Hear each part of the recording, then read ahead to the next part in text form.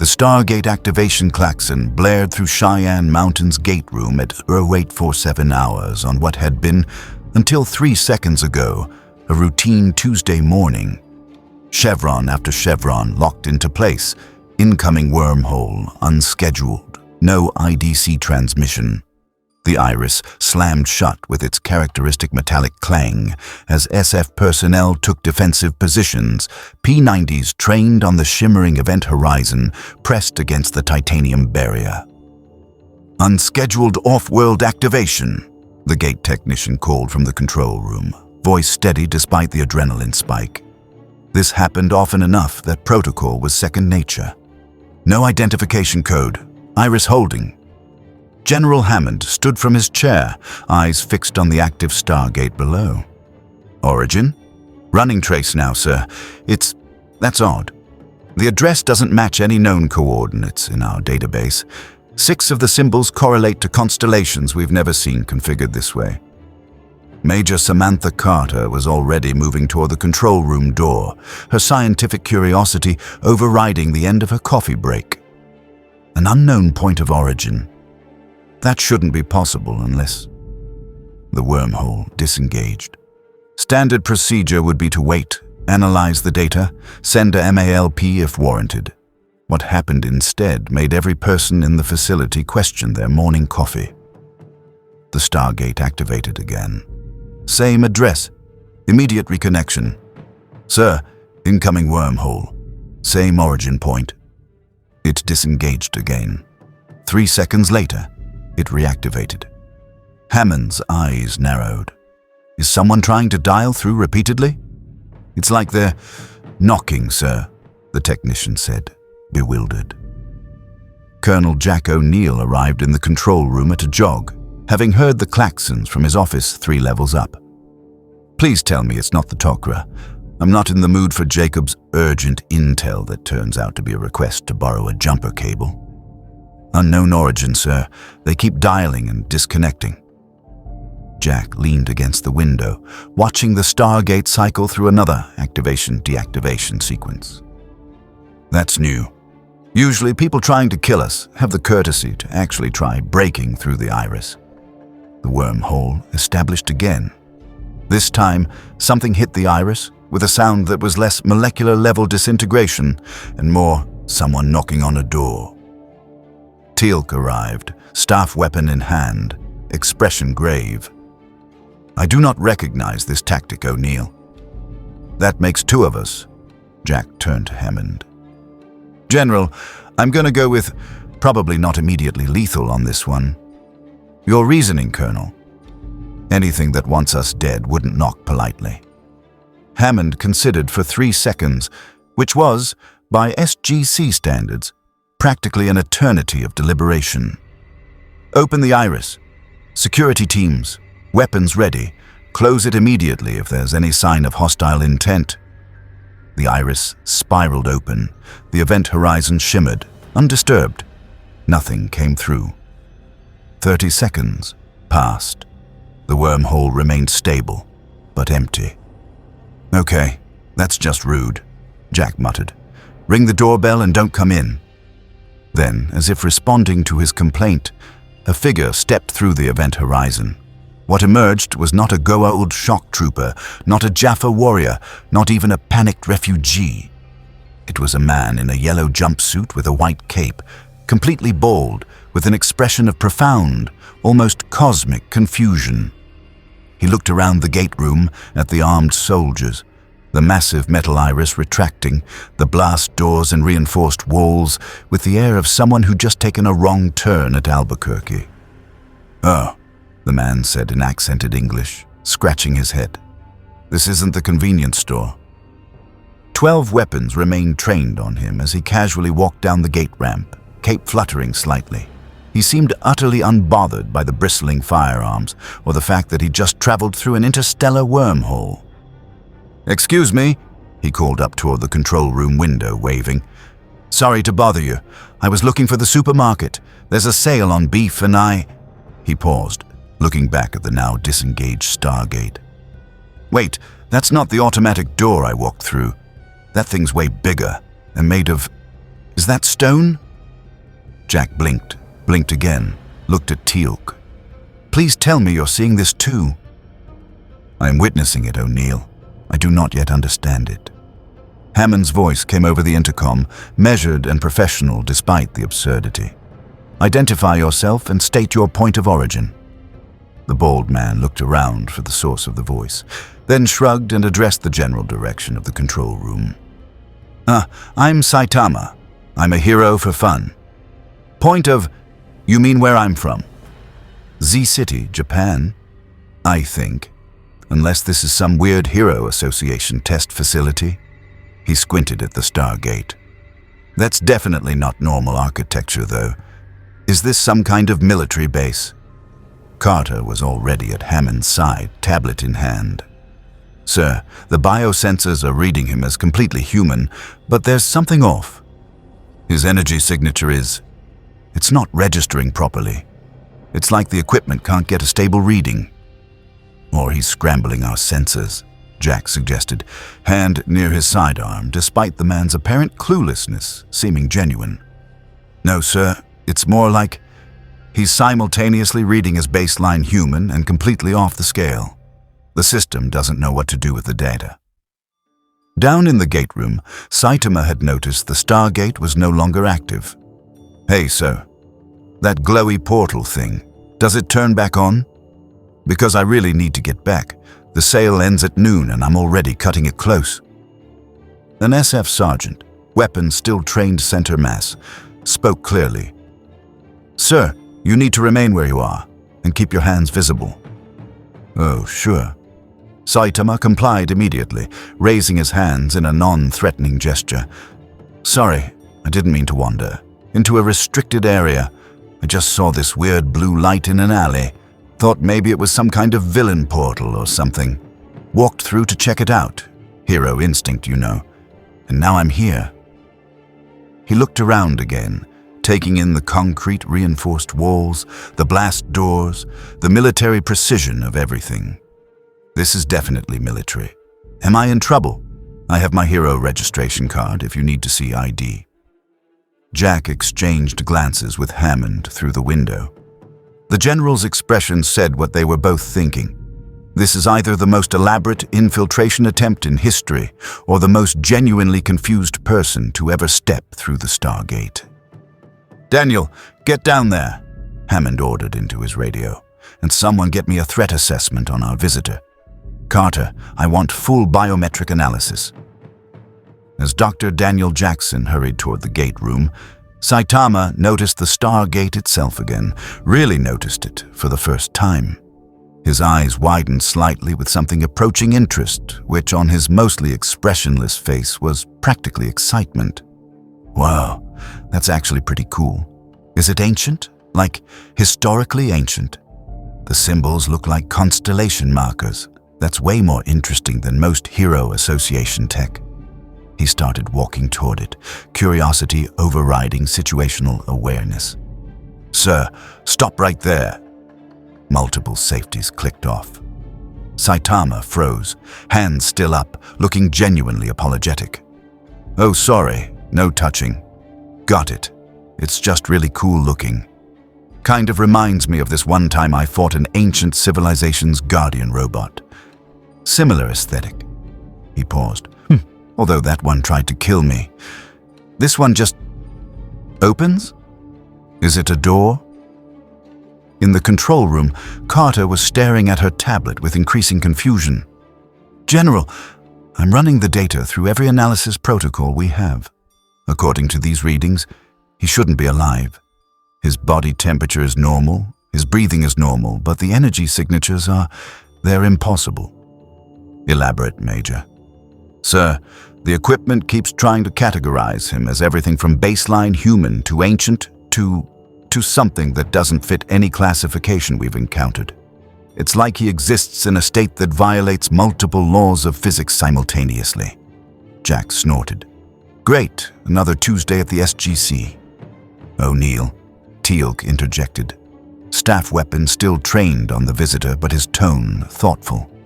He bears no markings of any Goa'uld affiliation. His demeanor suggests neither warrior nor spy. He is peculiar. Peculiar, that's the understatement of the year, Teal'c. Down in the gate room, Daniel had arrived, immediately shifting into his linguist, archaeologist, diplomat mode. Hi there, I'm Dr. Daniel Jackson. You said you're from Z City. I'm not familiar with that location. Can you tell me what planet you're from?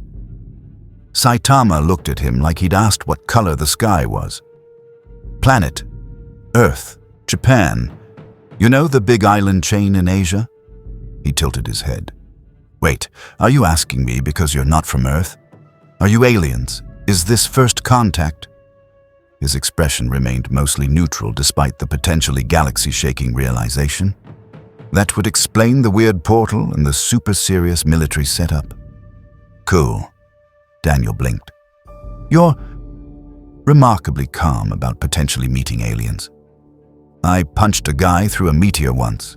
Weird stuff happens. Saitama shrugged. So, are you aliens? Or am I the alien now? I'm getting confused about the geography here. Before Daniel could answer, Hammond's voice came over the intercom again. Dr. Jackson, escort our guest to the briefing room. We have a lot of questions. Understood. Daniel gestured toward the blast doors. If you'll come with me, Mr. Saitama, we'll get this sorted out, and maybe figure out how to get you back to your supermarket. Oh, thank goodness. Saitama relaxed visibly. I was worried I'd missed the sale. It's buy two get one free on premium beef. Do you guys have beef here? Wait, if you're aliens, do you even eat food, or is it like energy absorption or something? As they walked toward the exit, Saitama chatting casually about grocery prices while Daniel tried to process the situation. Jack turned to Hammond with an expression that had survived Goa'uld attacks, replicator invasions, and budget committee meetings. Sir, I have no idea what just happened, but I guarantee it's going to make my mission report very interesting. Hammond nodded slowly. Get SG-1 assembled, Colonel. I want your team on this. And Colonel, figure out who or what that man really is. Yes, sir. Jack headed for the door, then paused. On the bright side, at least he's not asking to see our leader so he can deliver an ultimatum. That's refreshing. In the corridor, Saitama was already asking Daniel about whether they had air conditioning in space and if interdimensional travel always felt kind of tingly. The SF escorts flanking them exchanged bewildered looks, weapons ready but increasingly uncertain about whether this cape-wearing man who worried about grocery sales could possibly be a threat. The Stargate had brought them warriors, diplomats, enemies, and allies. This was the first time it had delivered someone who seemed annoyed at the inconvenience of interdimensional travel disrupting his shopping schedule. Carter stood in the control room, still analyzing the impossible data streaming across her tablet. Whatever this Saitama was, he'd just walked through the Stargate from an unknown address, survived the Iris's molecular detection protocols, and appeared genuinely more concerned about beef prices than the heavily armed military installation he'd wandered into. The energy readings finally stabilized on her screen, showing a value that made her triple-check the calibration. The number was still climbing. General, she said quietly, we might have a problem. If you want to see more characters enter different universes, hit that subscribe button and drop the name of a character and the universe you'd want to see them in down in the comments below. Indeed, Briefing Room 4A had hosted diplomatic negotiations with the Tok'ra, strategic planning sessions against system lords, and once, memorably, a very awkward conversation with an ascended being who developed an unfortunate crush on Major Carter. It had never hosted someone who spent the first 5 minutes of interrogation asking if the coffee was free. Yes, the coffee's free, Jack said, sliding a mug across the table to Saitama, who accepted it with genuine gratitude. Thanks. I skipped breakfast to make the sale on time. Saitama took a sip, made a face. It's kind of bitter. Do you have sugar? Teal'c, standing at parade rest by the door, raised an eyebrow fractionally, which for him constituted visible surprise. They were attempting to determine if this individual posed a threat to Earth's security, and he was critiquing the coffee. Daniel sat across from Saitama, notebook open, attempting his standard first contact protocol despite the bizarre circumstances. "So, Saitama, let me make sure I understand. You walked through what you thought was a villain portal in an alley in Z City, Japan, and emerged through our Stargate." "Yeah, pretty much." Saitama stirred 3 sugars into his coffee. "Happens sometimes. Weird monster stuff, dimensional rifts, evil scientists opening portals to other worlds. You get used to it after a while. Usually I just punch whatever comes through and it closes. This time I thought I'd check the other side first. You know, be proactive." He paused. "So this isn't Earth?"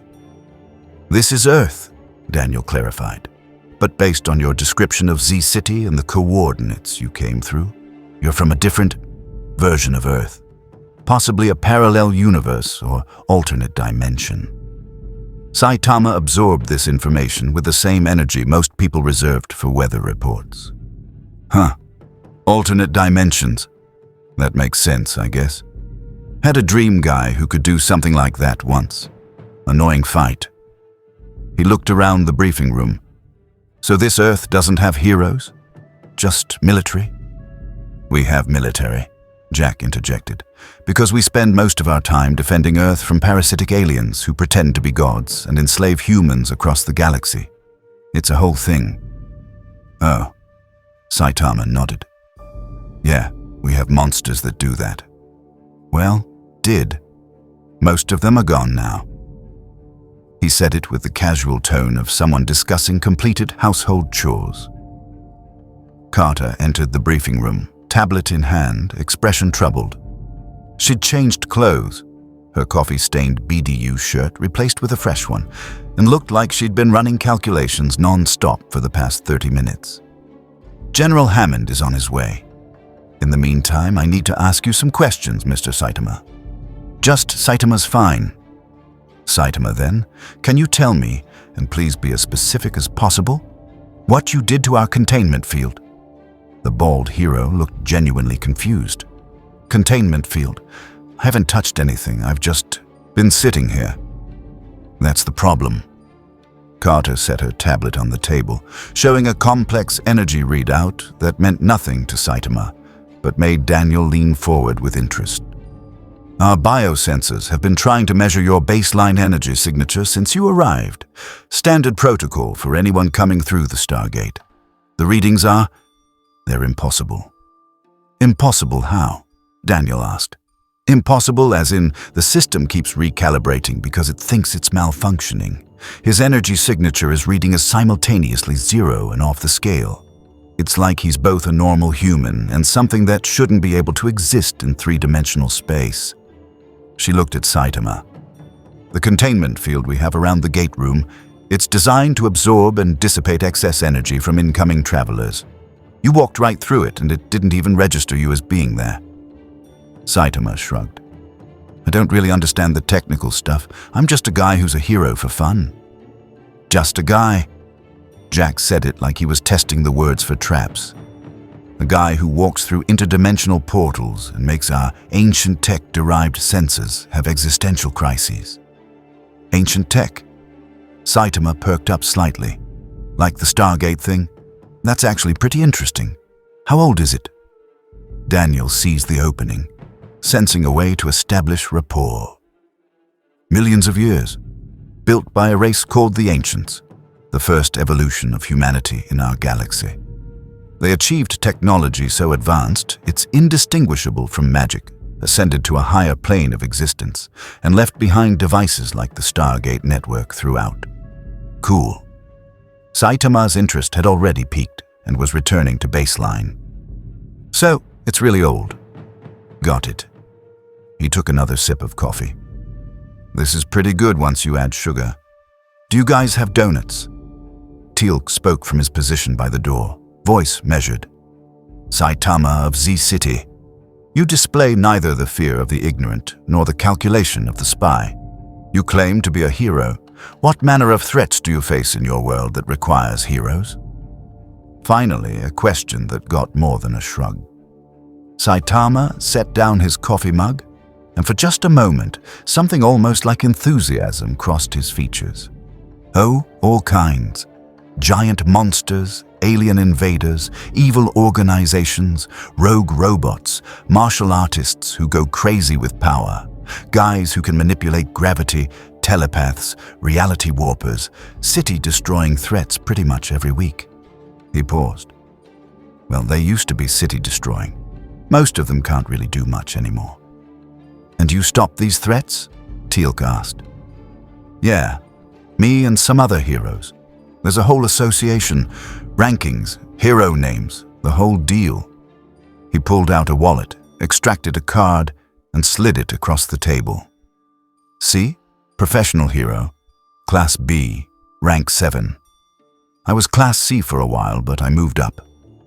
Jack picked up the card, examined it. It looked legitimate, professional. Printing, holographic security features, a photo of Saitama looking exactly as bored as he did now. The organization listed was Hero Association Z-City Branch. The back had an emergency contact number and what appeared to be terms and conditions in very small print. This is real, Jack said, not quite a question. Yeah. Why would I make up a hero registration card? That's weirdly specific. Carter was back at her tablet, fingers flying across the screen. Sir, permission to run a more invasive scan, if he's agreeable. I want to understand what we're dealing with. Hammond chose that moment to enter, his presence immediately commanding the room despite Saitama barely glancing up from his coffee. Permission granted, Major, if our guest consents. Mr. Saitama, I'm General Hammond, commander of this facility. I apologize for the abrupt welcome, but you've walked into one of Earth's most classified installations. Oh, sorry. Saitama actually looked apologetic. I didn't mean to trespass. I really was just looking for the store. We understand that. However, we need to determine exactly what brought you here and how to get you home. In the meantime, I need to ask, do you pose any threat to this facility or its personnel? Saitama considered the question with surprising seriousness. No. I mean, I'm a hero. I protect people. I wouldn't attack random military people for no reason. That would be villain stuff. He paused. Unless you guys are secretly evil. You're not secretly evil, right? Because the base looks pretty normal. Evil bases usually have more ominous lighting. Jack couldn't help it. He laughed. No, we're not secretly evil.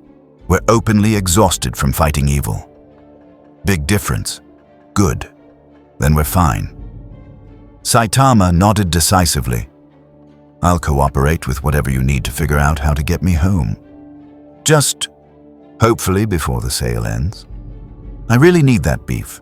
Rent's due next week and I'm on a budget.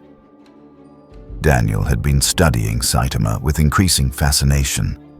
The man's body language, his speech patterns, his complete lack of guile.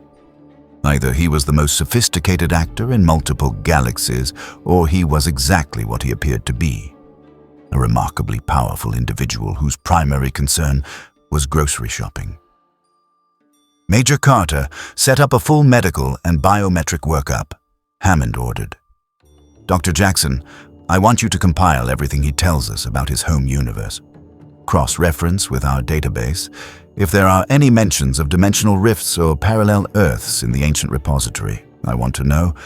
Colonel O'Neill, your assessment. Jack leaned back in his chair, studying Saitama with the experienced eye of someone who'd evaluated threats from Goa'uld system lords to replicators.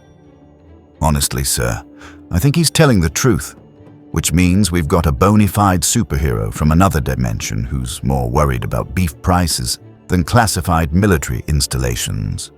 My professional assessment? Weird, but probably not hostile. Indeed, Teal'c added. His demeanor suggests neither deception nor malice. However, I would know the extent of his capabilities before rendering final judgment. Saitama raised his hand slightly, like a student in class. About that. The capabilities thing. What exactly do you want to know? Carter looked up from her tablet. Everything. Strength, speed, durability, energy projection, if applicable. Any special abilities or equipment. We need to understand what we're working with. Oh, well, I'm pretty strong, I guess. Fast, too. And I'm okay in a fight. Can you be more specific? Carter pressed. Saitama scratched his head, genuinely struggling with the question. I don't really measure it. I just do hero stuff. Punch monsters, stop villains, save people. The how isn't that complicated. Humor us, Jack said. Strongest thing you've ever punched? Saitama thought about it. There was this alien spaceship, planet-destroying level threat. I punched through it. Then there was the meteor. That was going to wipe out a city. Punched that too. Oh, and I fought this guy who could kick people to the moon. That was actually kind of fun. Well, until it wasn't. The room had gone very quiet. You punched through a spaceship, Carter said slowly. A planet-destroying spaceship. Yeah, it was trying to bombard the city. Real emergency situation. I had to jump up to space to do it, though. That part was annoying. No air up there. Had to hold my breath. Daniel had stopped taking notes. You held your breath. In space? Well, yeah. There's no air in space, right? So you hold your breath. Pretty basic stuff. Saitama seemed confused by their confusion. How else would you survive up there? Teal'c's expression had shifted to something approaching respect. You survived the vacuum of space through breath control alone. No protective gear or technology. I mean, I had my hero costume. Does that count as protective gear? Jack looked at the yellow jumpsuit and white cape. That's your protective gear. Yeah, it's pretty durable. Had to get it specially made after I kept ripping regular clothes during fights. This costume's held up great. Haven't torn it once. Hammond had been silent during this exchange. Processing. He'd commanded the SGC through Goa'uld invasions, replicator attacks, and diplomatic nightmares with hostile alien species. He'd learned to adapt to the impossible. But this was testing even his considerable capacity for the absurd.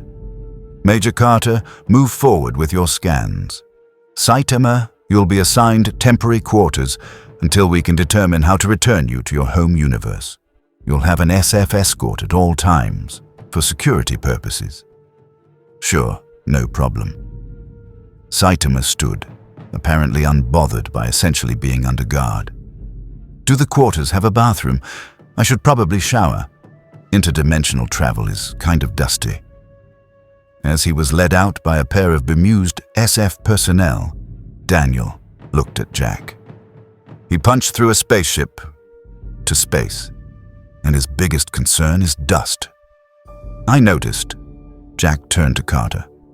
Please tell me your scans are going to tell us he's exaggerating. Carter's expression said otherwise. Sir, I don't think he's exaggerating. I think he's understating. The preliminary energy readings I got while he was sitting in this room, they're consistent with someone who could do exactly what he described. The problem is, they're also consistent with readings we'd expect from... She hesitated.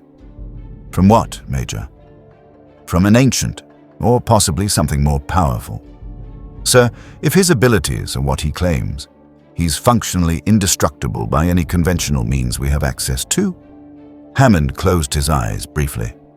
Wonderful. An indestructible interdimensional hero who wants to buy beef. Colonel, keep your team ready. If someone this powerful came through our Stargate by accident, I want to know what else might follow him. In the medical bay, Saitama was already confusing Dr. Fraser by asking if the examination would take long because he was getting hungry and wondering if the cafeteria had instant noodles. The SG-Psi had faced gods and monsters. They were about to discover that sometimes the most dangerous thing in the universe was the thing that didn't realize it was dangerous at all. The medical bay's biometric scanner had crashed twice, rebooted itself 3 times, and was now displaying what Dr. Janet Fraser could only describe as aggressive nonsense across its diagnostic screen. She'd been the chief medical officer at Stargate Command for years, had treated Goa'uld-infected Jaffa, examined Asgard physiology, and once performed surgery on a patient while their Takra symbiote provided real-time medical advice. This was different. "Mr. Saitama, I need you to stay completely still for just a moment longer," she said, adjusting the scanner for the fourth time. Saitama, sitting on the examination table in a medical gown that somehow looked even more absurd than his hero costume, nodded agreeably. "Sure, take your time. This is way more thorough than the Hero Association physical. They just made me punch a machine and called it good." Carter stood beside Fraser, tablet in hand, watching the data stream in real time, or trying to. The numbers kept fluctuating between readings that suggested a perfectly normal human male in his mid-20s and readings that suggested something that shouldn't exist outside a singularity. "His cellular structure is completely normal," Fraser noted, examining a blood sample under magnification. "Human DNA, standard chromosome count, no anomalies I can detect. Blood type is O positive. White blood cell count is actually perfect. Better than perfect, honestly. I've never seen such an efficient immune system." "But," Carter prompted, because there was always a but with readings like this. "But his bone density is off the charts. Not in the way we've seen with Jaffa carrying symbiotes or with people affected by ancient technology. His skeletal structure is still fundamentally human, but it's like someone took human bones and compressed them to a density that shouldn't be physically possible without collapsing under their own mass. Same with his muscle tissue. Completely normal appearance, but the scan suggests tensile strength that would let him..."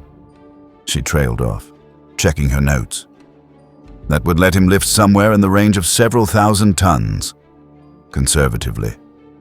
"Several thousand," Carter repeated flatly. "That's the conservative estimate based on muscle density alone. The actual upper limit. The scanner can't determine it. It keeps giving me error messages that translate roughly to, 'Please stop asking me to calculate infinity.'" Saitama swung his legs idly, the examination table creaking slightly. "Is this going to take much longer? Not trying to rush you, but I'm getting kind of hungry. Do you guys do lunch here?" "We have a cafeteria," Fraser assured him. "We'll get you something to eat as soon as we finish. Can you tell me about your training regimen? How did you develop these abilities?" "Oh, that's easy. 100 push-ups, 100 sit-ups, 100 squats, and a 10-kilometer run. Every single day, for 3 years." The room went silent except for the beeping of medical equipment. Carter blinked. That's it. Well, and I didn't use air conditioning or heat to strengthen my mental fortitude. And I ate 3 meals a day. Just a banana for breakfast was fine. Saitama said it with complete sincerity. "It was really hard at first. Thought I was going to die, but I kept at it and eventually I got strong. Lost all my hair, though." He rubbed his bald head ruefully. That was an unexpected side effect. Fraser and Carter exchanged glances that communicated an entire conversation. "He's serious. He actually believes that. That's literally impossible. We know that's impossible. But look at the scans. Something made him like this." "Saitama," Carter said carefully. "That training regimen, while admirable, shouldn't produce these results. What you're describing is a moderately intense workout routine. People do similar things all the time without gaining the ability to punch through spaceships." "Yeah, everyone says that." Saitama shrugged. "I don't really get it either. But that's what I did, and now I'm strong. Sometimes things just work out weird." Dr. Fraser decided to try a different approach. "Have you ever been injured? Any broken bones, serious wounds, anything that required medical attention?" Saitama thought about it. Really thought about it. "No, not since I finished training. I mean, I get dirty during fights and my costume gets dusty or wet, but actual injuries. Nothing hurts anymore. Mosquitoes can't even bite through my skin. It's actually kind of annoying. I liked the feeling of scratching mosquito bites. Nothing, Fraser repeated. And how many years of active hero work? About 3 years of serious hero stuff. Before that, I was doing it as a hobby while job hunting. Carter pulled up the scan results on her tablet, highlighting a specific section. Doctor, look at this. His cellular regeneration rate. Fraser leaned in, then inhaled sharply. That's not possible. Those cells aren't just healthy, they're regenerating faster than they're aging. It's like his body exists in a state of perpetual prime condition. There's no telomere degradation, no cellular senescence markers. He's biologically frozen at peak human performance. Except peak human doesn't cover what he can do, Carter muttered, scrolling through more data. The energy readings are the real mystery. Watch this. She tapped a command and the scanner performed another pass. The screen showed Saitama's energy signature as a calm, baseline human reading. Then, for just a fraction of a second, the reading spiked into numbers that made the machine emit a warning beep before resetting. What was that? Fraser asked. I don't know. It happens randomly.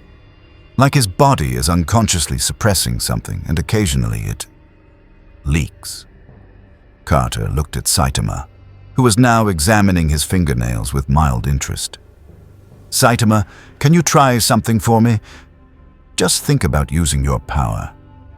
Don't actually do anything. Just mentally prepare like you would before a fight. Okay.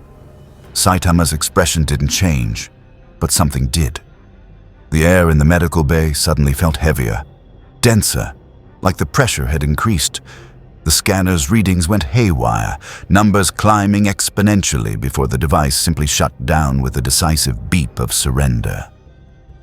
Fascinating, Carter breathed. Saitama relaxed. Was that okay? Did I break something? No, that was perfect. Carter was already rebooting the scanner, pulling the data it had managed to capture before dying. You just confirmed my hypothesis. Your power isn't constant. It's responsive. Your body maintains a baseline state that reads as human, but when you consciously or unconsciously prepare to use your abilities, your energy signature becomes something our instruments can't properly measure. That's neat, I guess. Saitama didn't sound particularly interested in his own supernatural biology. Can I get dressed now? The hospital gown is kind of drafty. Fraser nodded, making notes on her tablet. Yes, you're free to change. I'll have the cafeteria send up something for you. Any dietary restrictions? Nope. I eat pretty much anything. Partial to hot pot, though. As Saitama moved behind a privacy screen to change back into his hero costume, Fraser pulled Carter aside.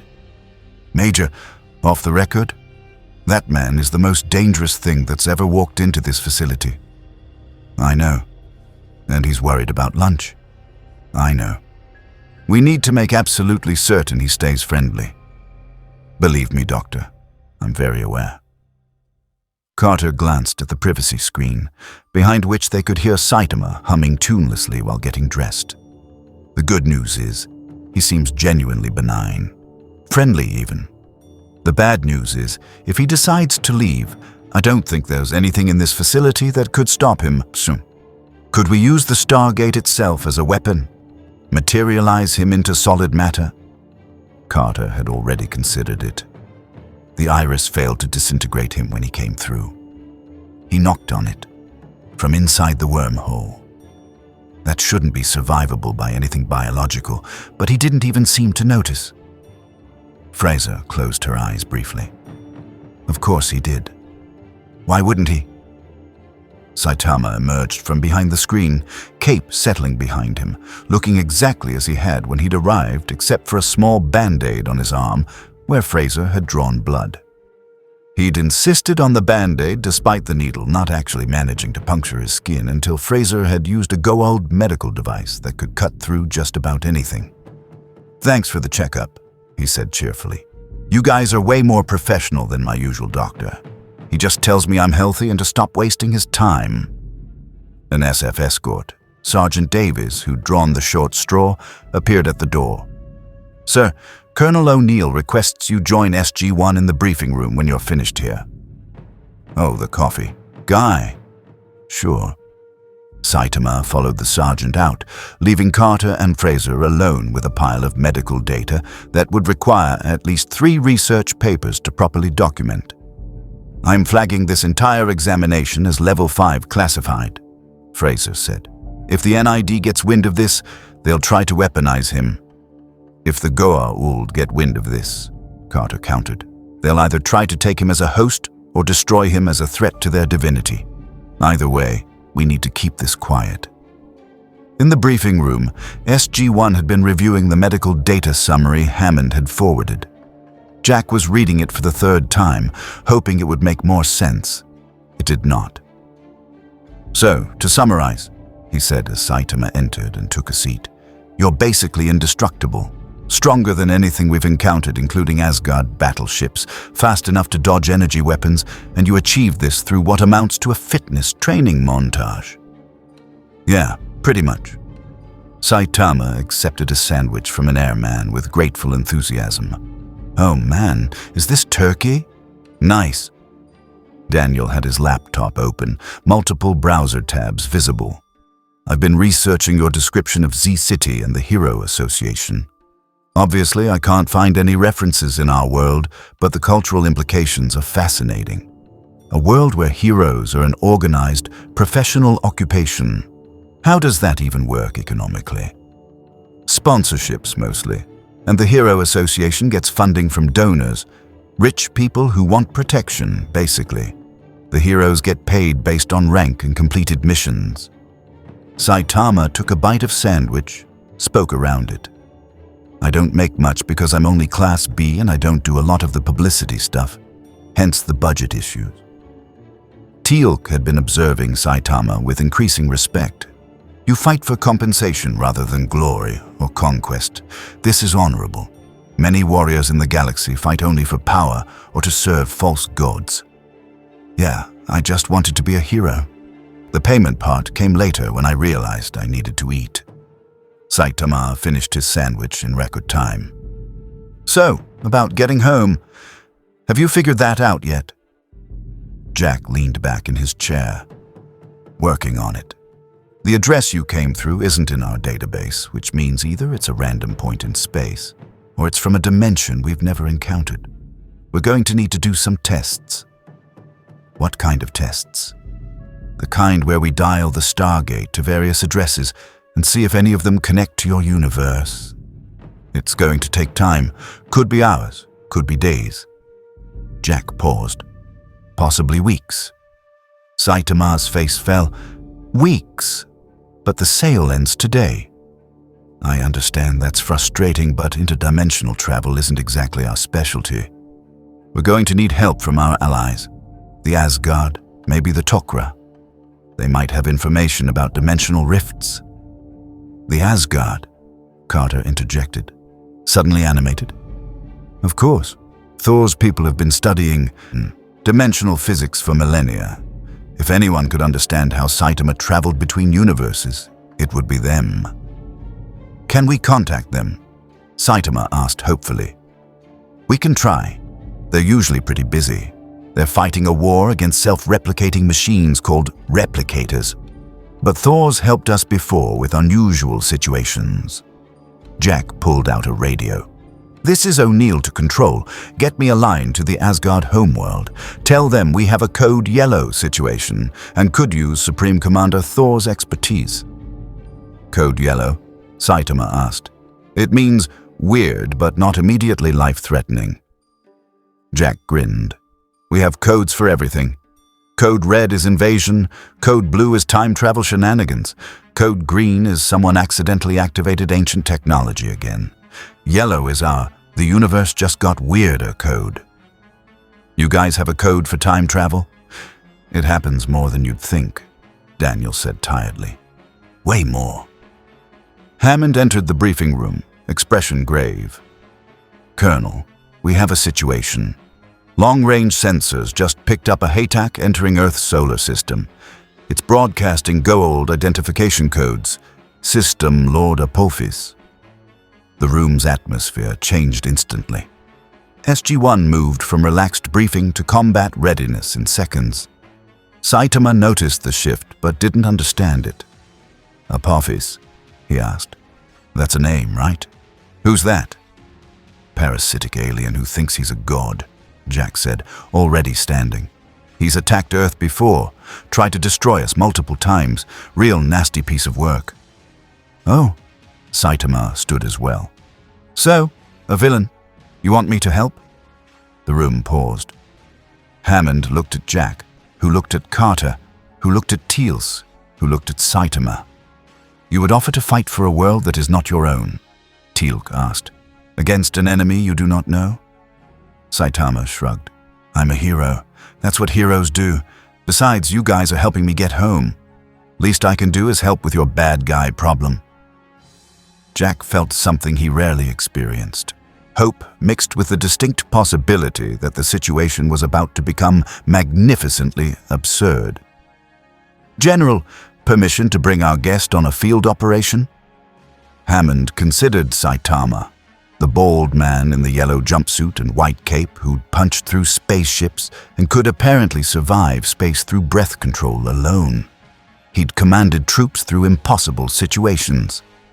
This was just another flavor of impossible. Permission granted, but Colonel, keep him on a short leash. We don't know what we're dealing with yet. Understood, sir. Jack turned to Saitama.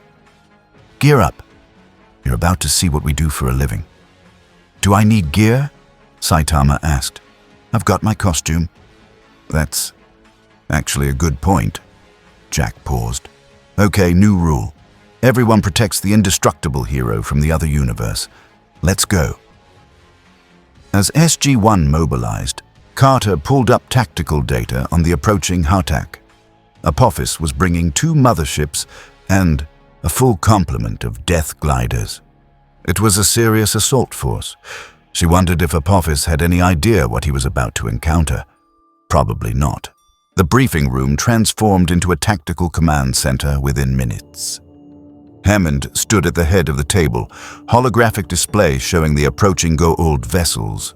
2 Hatak motherships, flanked by a screen of death gliders, their pyramid-shaped hulls cutting through space toward Earth's orbit. ETA to weapons range, 14 minutes, an airman reported from the control room. They're not responding to hails. They never do, Jack muttered, checking his P90. Apophis doesn't exactly do polite conversation. Saitama watched the holographic display with mild interest. Those are spaceships. They look kind of like pyramids. Goa'uld design aesthetic, Daniel explained, pulling up additional tactical data. They base everything on ancient Egyptian mythology. Ra, Apophis, Osiris. They all use pyramid ships. It's part of the whole pretending to be gods thing. Pretending? Saitama tilted his head. So they're not actually gods? Parasitic snakes that take human hosts and use stolen ancient technology to enslave civilizations, Carter clarified. They've been doing it for thousands of years. Earth was under their control until relatively recently. We've only been free for about 5 years. Oh, so they're definitely bad guys. Saitama nodded. Got it. Teal'c approached, staff weapon in hand. Apophis is perhaps the most dangerous of the System Lords. I served him as First Prime before betraying him to join the Tauri. He will not show mercy. His forces number in the thousands. Jaffa warriors carrying Goa'uld larvae, each one trained from birth to serve their false god without question. Thousands of warriors? Saitama didn't sound concerned, just curious. Are they strong? A single Jaffa possesses enhanced strength and healing due to the symbiote they carry. They are formidable opponents in combat. Teal'c studied Saitama carefully. However, I suspect you will find them manageable. Manageable is one word for it, Jack said. All right, here's the plan. We've got F-302s scrambling for intercept, our fighter craft. We've got the Prometheus standing by. That's our capital ship, built from reverse-engineered Goa'uld and Asgard technology. And we've got ground-based defense systems. And me, Saitama added helpfully. And you. Which brings up an interesting tactical question. Can you breathe in space? I can hold my breath for a while. Haven't really tested the upper limit. Carter looked up sharply from her tablet. Define a while. I don't know. Long enough to jump to the moon and back? That took a few minutes. Saitama said it like he was describing a trip to the corner store. The room processed this information. To the moon, Hammond repeated slowly. And back. Yeah, there was this alien who kicked me there during a fight. I had to jump back. It was annoying because I missed a sale that day too. Saitama's expression suggested this was the more offensive part of the experience. Jack exchanged glances with Hammond. An entire conversation passed between them in that look. We have a man who can casually travel to the moon under his own power. Apophis is bringing 2 Hautaks. This might actually be unfair. For Apophis. Major, what's our intercept protocol? Hammond asked. Carter had already run the calculations. The Prometheus can engage in approximately 8 minutes. F-302 squadron will provide cover and attempt to draw off the Death Gliders. Ground-based railguns will target any gliders that make it through to atmosphere. If the Hautaks deploy troop transports, we'll have SG teams ready for ground defense. And our new asset? Hammond gestured to Saitama. Sir, if his capabilities are what we believe, he could potentially engage the Hautaks directly. Spaceborne combat against capital ships. But we'd need to get him up there. I can jump, Saitama offered.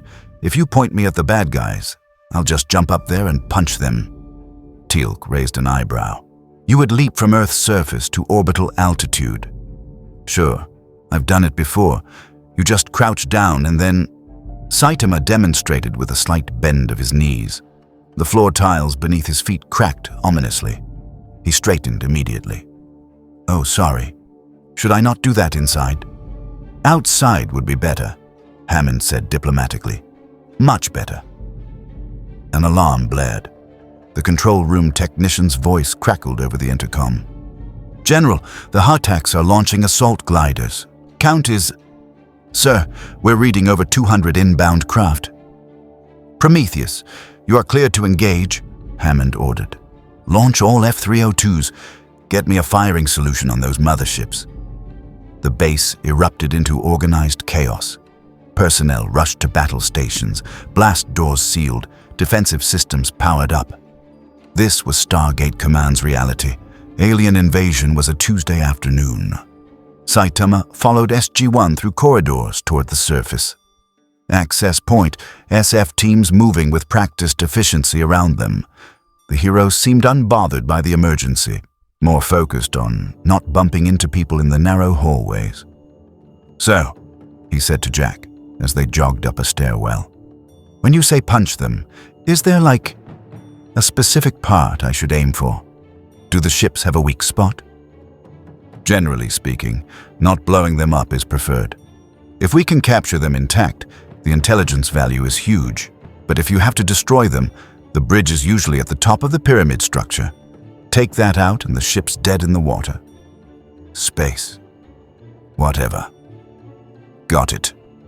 Bridge at the top. Try not to blow them up completely. They emerged onto the surface through a concealed access hatch on the mountain's exterior. The Colorado sky was clear, afternoon sun bright. In the distance, contrails marked where F-302s were climbing toward orbit. Higher up, barely visible, the Death Gliders were entering atmosphere, their distinctive whine growing audible. Carter set up a portable command tablet, linking to SGC's tactical network. Prometheus is engaging. First volley. Hits on the lead Hautak's shields. They're holding. Explosions bloomed in the upper atmosphere. Railgun fire from ground installations reaching for the glider screen. Several Death Gliders broke apart, their debris streaking across the sky like meteors. But more kept coming. 200 gliders, Jack observed. Apophis is serious this time. Usually he just sends a scouting force and runs away when we shoot back. Perhaps he has learned of our new arrival, Teal'c suggested. The Goa'uld have spies throughout the galaxy. If word spread of a being with Saitama's power, they'd want him as a host, Carter finished, or eliminate him as a threat to their claim of divinity. Either way, this could be about him. Saitama looked uncomfortable. So I brought the bad guys here? That's not great. I really didn't mean to cause trouble. You didn't cause anything, Daniel assured him, having followed them up. Apophis has been trying to destroy Earth for years. You're just giving us a better chance of actually surviving this time. A death glider screamed overhead, pursued by an F-302. Both craft were moving at incredible speeds, weaving through the mountain terrain. The F-302's pilot was good, really good, but the glider was faster. It broke off pursuit, banked hard, and oriented on the group standing on the mountainside. "Incoming!" Jack shouted, raising his P-90 despite the futility of small arms fire against a fighter craft. The glider's weapons charged, golden energy crackling along its wing-mounted cannons. Saitama stepped forward, slightly ahead of the group. He didn't crouch, didn't wind up, didn't show any particular tension. He just stood there, hands relaxed at his sides, watching the glider approach with mild interest. The staff cannons fired. Twin bolts of superheated plasma lanced downward, enough energy to vaporize a tank. Saitama raised one hand, palm out. The plasma bolts hit his hand and stopped. Completely stopped. The energy dissipated around his palm like water hitting a barrier, splashing harmlessly into the air. He didn't move, didn't flinch. Just stood there, hand up, looking slightly annoyed. "These are pretty bright," he commented. "They hurt my eyes a little."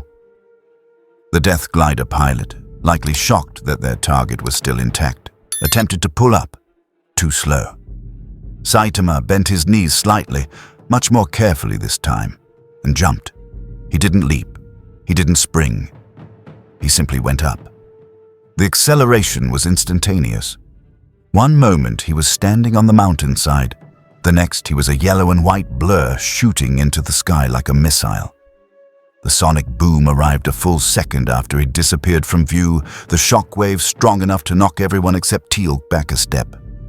Carter had her tablet up, tracking Saitama's trajectory through SGC's sensor network.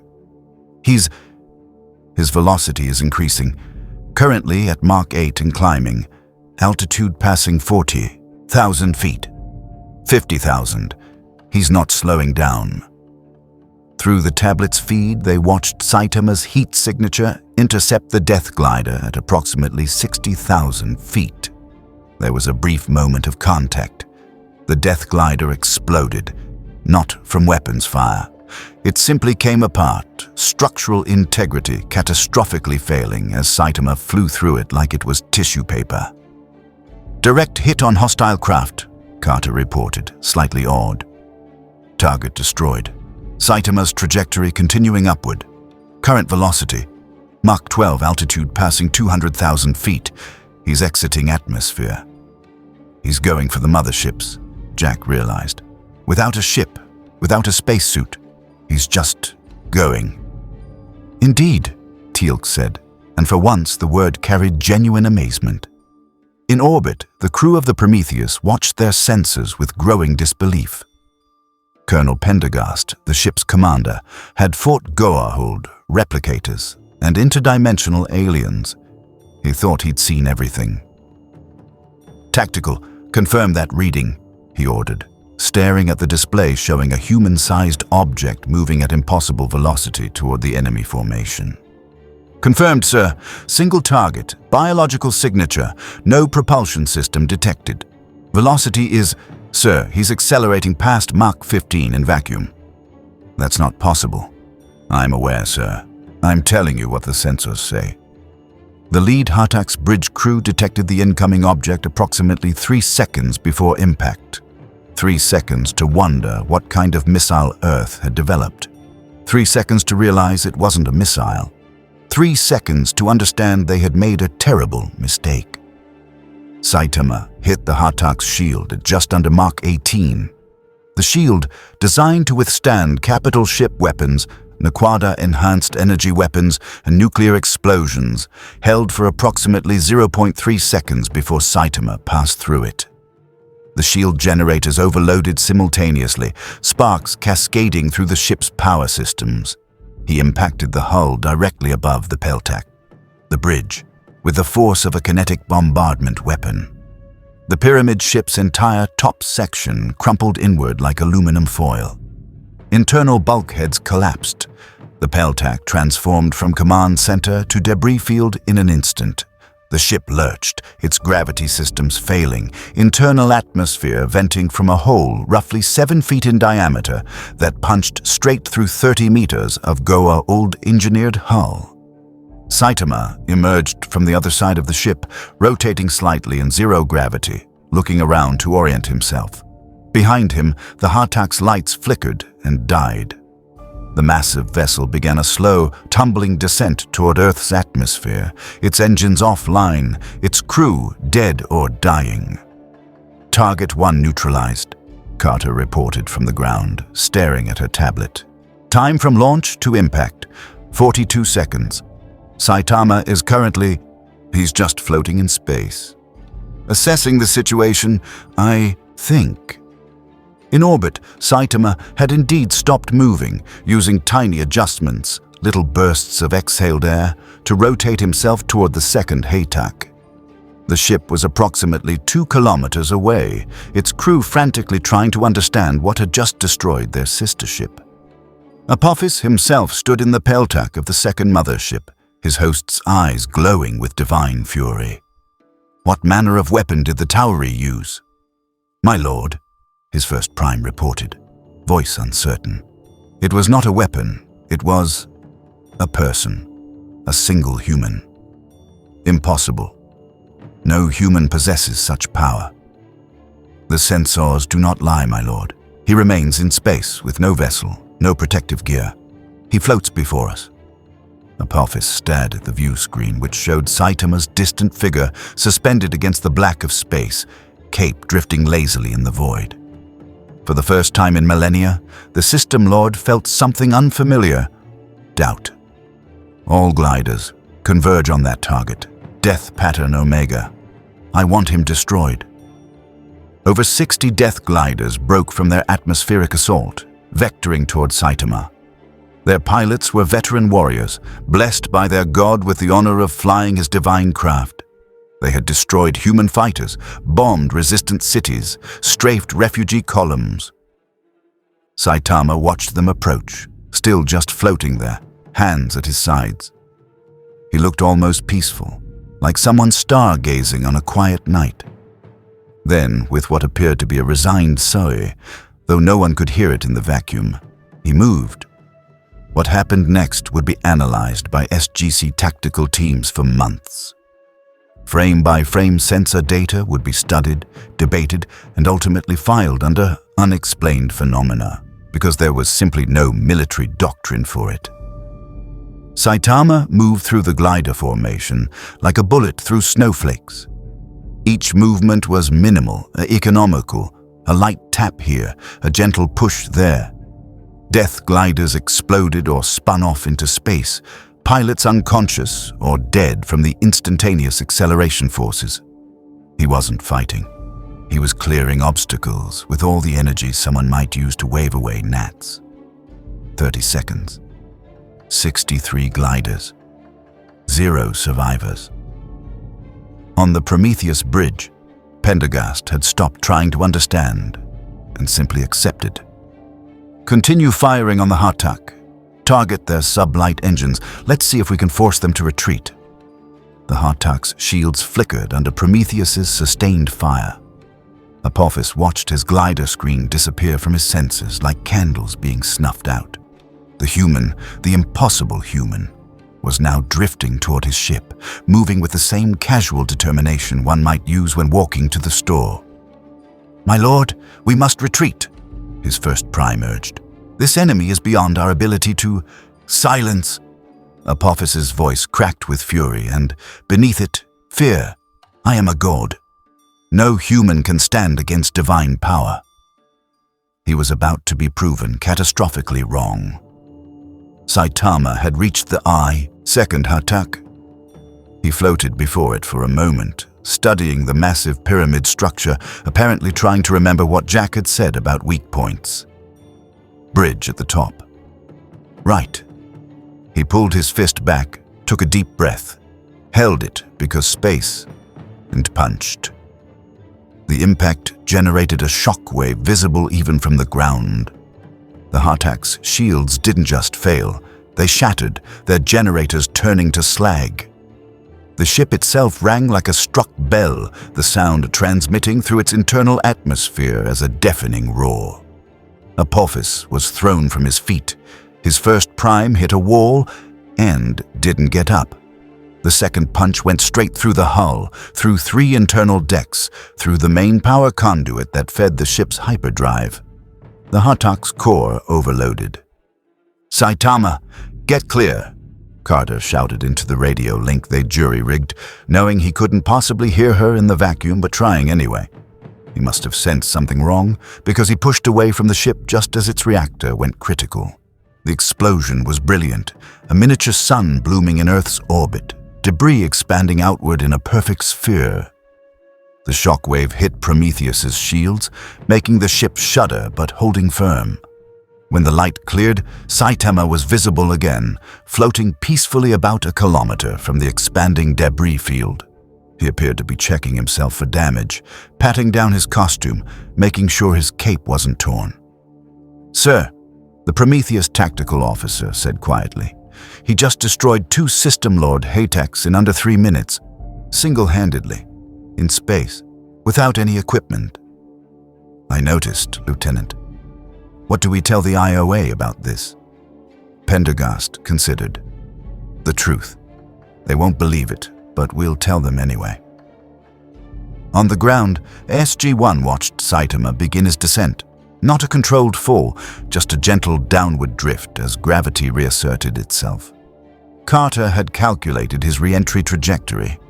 He'd land approximately 300 meters from their position. "To -2 minutes to landing," she announced. He's using his hands and feet to steer, like swimming through air. That shouldn't work." "At this point, Major, I'm just grateful he's on our side," Hammond said over the radio link. "All teams, stand down. Threat neutralized. Repeat, threat neutralized."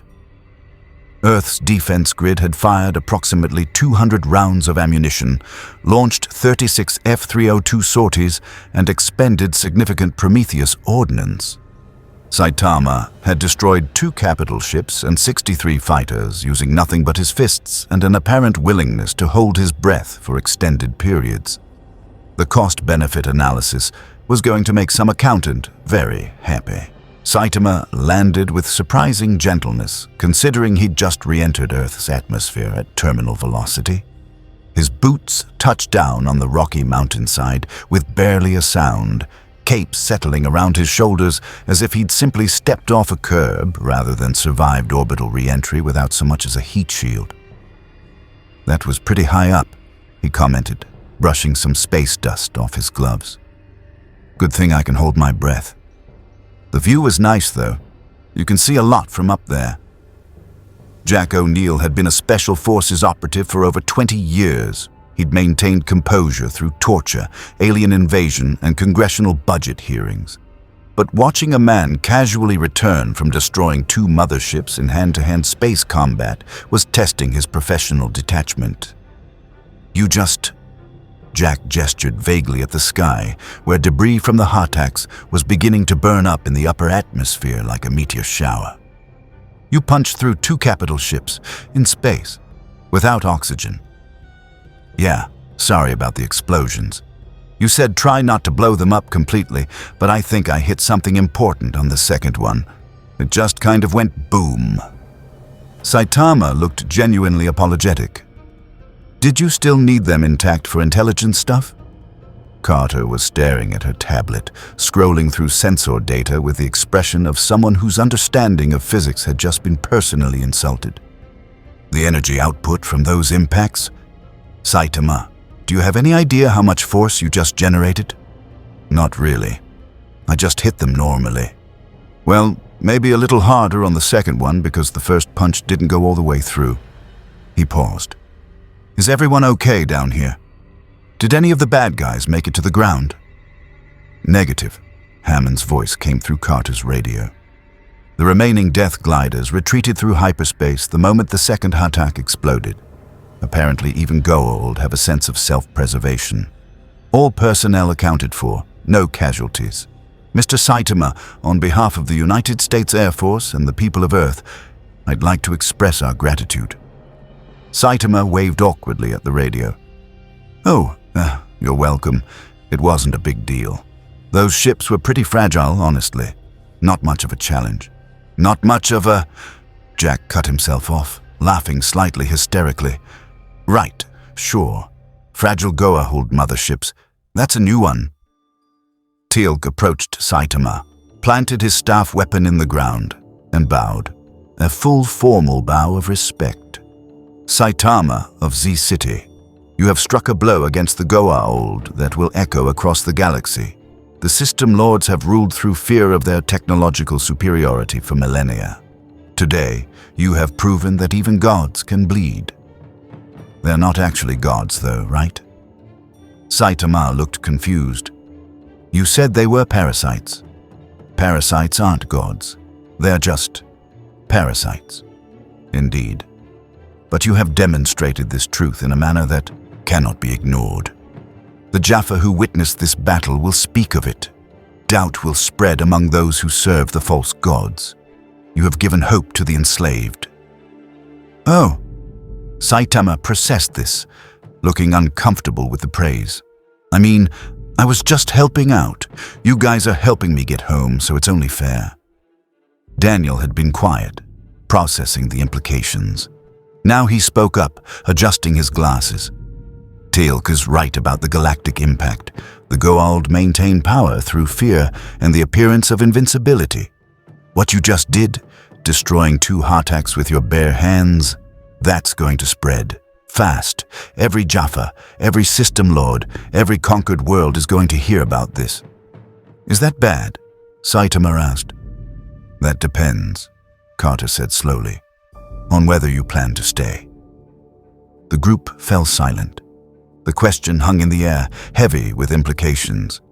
Saitama's expression shifted to something approaching distress. I need to get home, he said firmly. I've got rent due and hero work, and it's my world, you know. I can't just abandon it.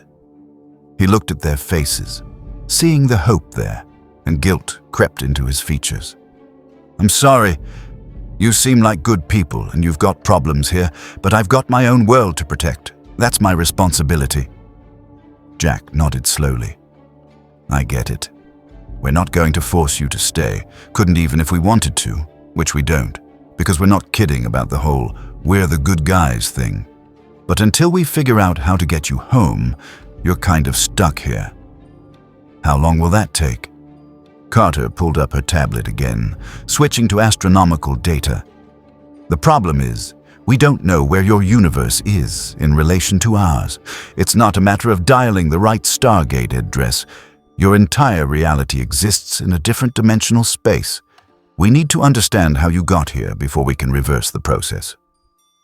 I just walked through a glowy portal thing. Yes, but where did the portal come from? Who created it? Was it natural or artificial? Stable or temporary? Carter was in full scientist mode now. We need to analyze the energy signature from your arrival, cross-reference it with our database of dimensional phenomena, and possibly consult with the Asgard or the Nox, races that have experience with transdimensional travel. That sounds complicated? It is complicated. Extremely complicated. We're talking about breaching the barriers between parallel universes. That's not technology we have easy access to. Saitama's shoulders slumped slightly. So I'm going to miss the sale. Probably several sales, Jack admitted. Look, I know it's not ideal, but you've got a place to stay. We'll feed you, and we'll work on getting you home. In the meantime, well, you just saved Earth. That's worth something, I guess. Saitama didn't sound convinced. Can we at least go inside? I'm getting hungry again. Space fighting works up an appetite. The SGC cafeteria had served many unusual guests over the years. Tok'ra operatives picking at their food while the symbiote critiqued the seasoning. Asgard who didn't eat at all, but politely sat through meals anyway. That one time a Nox had made all the vegetables float because he thought it would be fun. Saitama was unusual in a different way. He ate like a normal person, with normal portions, displaying normal table manners. Except he was on his fourth tray and showed no signs of slowing down. "Where does it all go?" Daniel asked, watching Saitama work through another helping of meatloaf. "You're not a large person. That's 12 pounds of food, minimum." Fast metabolism, I guess. Saitama shrugged, reaching for a roll. "Hero work burns a lot of calories. Back home I can eat at buffets for hours. The owners hate me." They'd commandeered a corner table, SG-1, Saitama, and Dr. Fraser, who'd insisted on observing their guest for any signs of adverse effects from prolonged space exposure. So far, his vitals were perfect. Annoyingly perfect. "I've contacted the Asgard," Hammond announced, joining them with a coffee. He looked tired, the adrenaline from the battle wearing off, leaving the exhaustion of command. "Supreme Commander Thor will arrive within the hour. He's curious about our visitor." "Curious is one word for it," Jack said.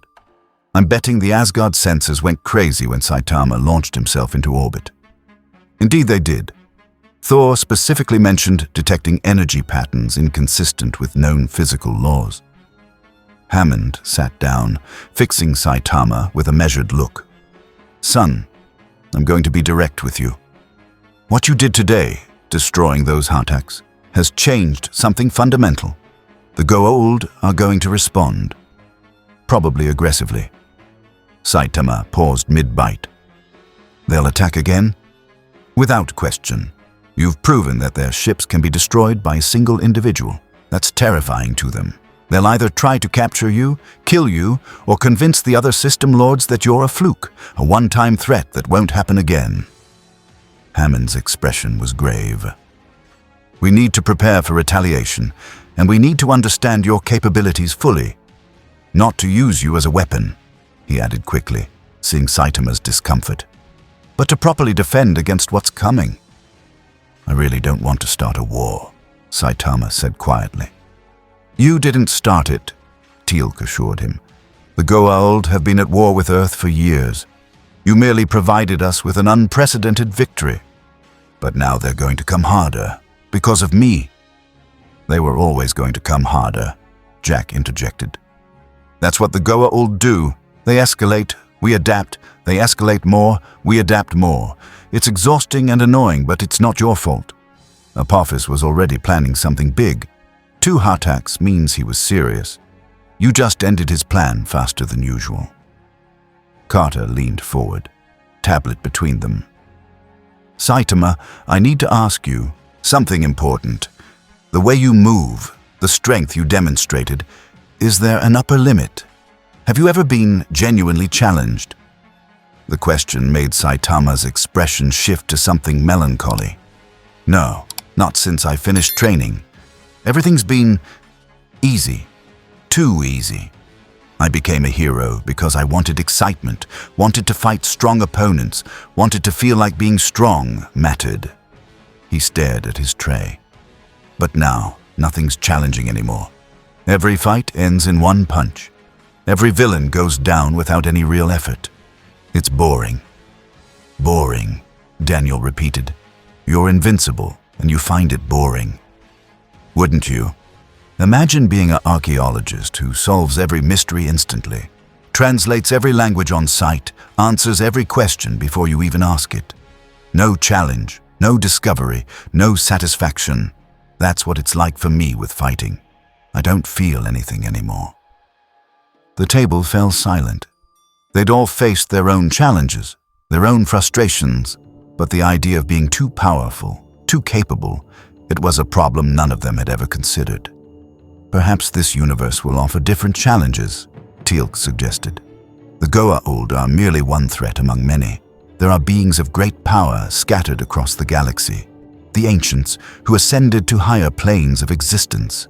The Ori, who wield power through worship. The Replicators, who adapt to any threat. Perhaps here, you will find what you seek. Maybe. Saitama didn't sound hopeful.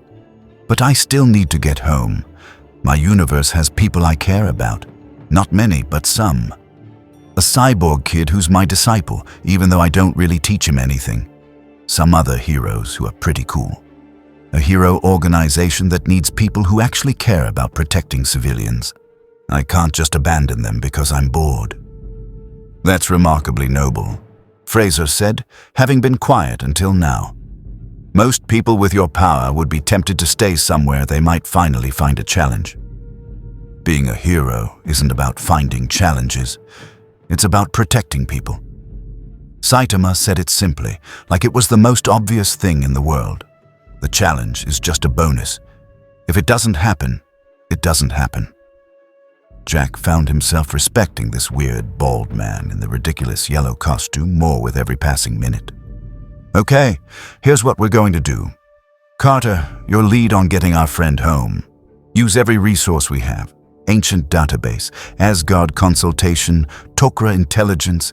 Hell, call Daniel's old flame Oma Desala if you think it'll help. Oma's an ascended being, Jack. She doesn't exactly take calls. Then figure out how to leave a message.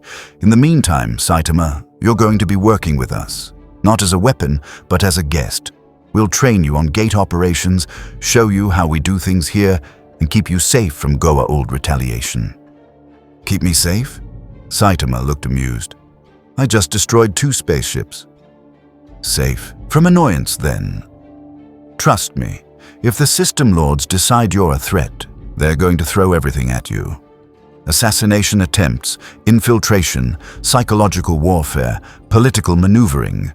The Goa'uld are creative when they want to be. You might be invincible, but I'm betting you're not immune to being annoyed to death. That's actually fair. Saitama considered. Okay, I'll help out while you work on getting me home, but I'm not joining your military or anything. I'm still just a hero for fun. We'll put you down as civilian consultant, Hammond decided. Technically employed, which means we can pay you and provide accommodations without raising congressional eyebrows. The IOA is going to have questions, but I'll handle them. The IOA? Saitama asked. International Oversight Advisory. They're the political body that oversees our operations. Imagine if bureaucracy was personified into a committee that could deny your budget. Jack's tone made his feelings clear. Oh, we have those too. The Hero Association has a whole committee that ranks heroes and assigns missions. They're pretty annoying. I knew I liked you. An airman approached the table, saluting Hammond.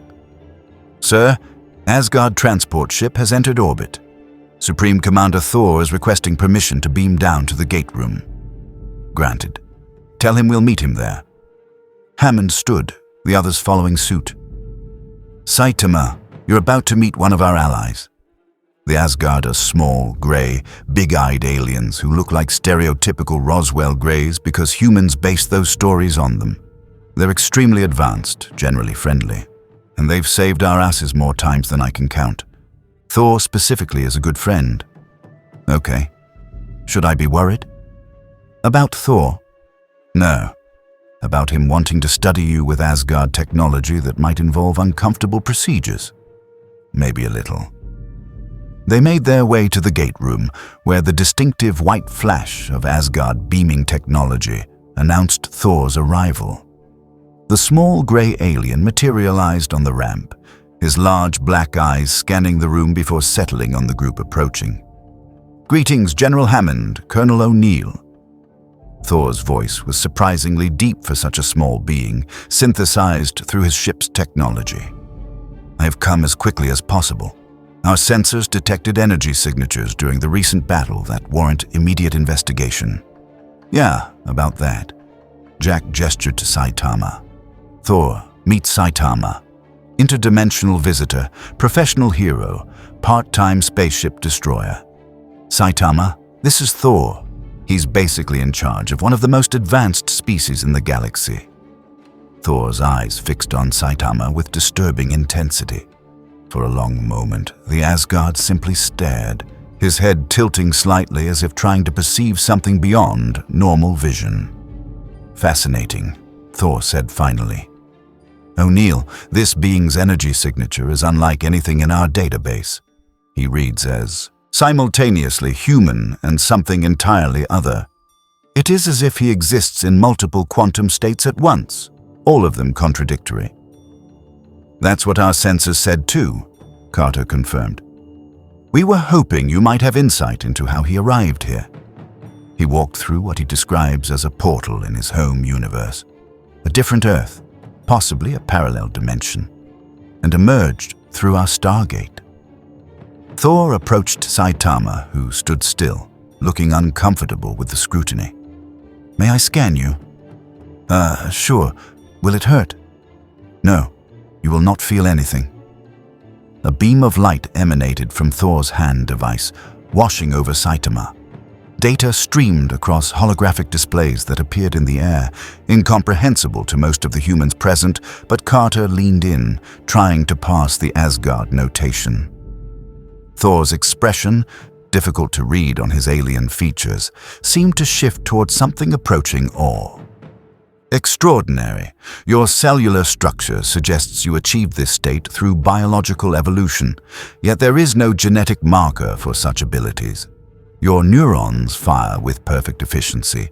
Your muscles operate at impossible density. Your bones should collapse under their own mass, yet maintain perfect structural integrity. You are a walking impossibility. Everyone keeps saying that, Saitama muttered. I just did some push-ups. Push-ups, Thor repeated, as if testing the word. You claim physical exercise granted you power sufficient to destroy Hatak-class vessels with your unaided body. Yeah, pretty much. Thor processed this.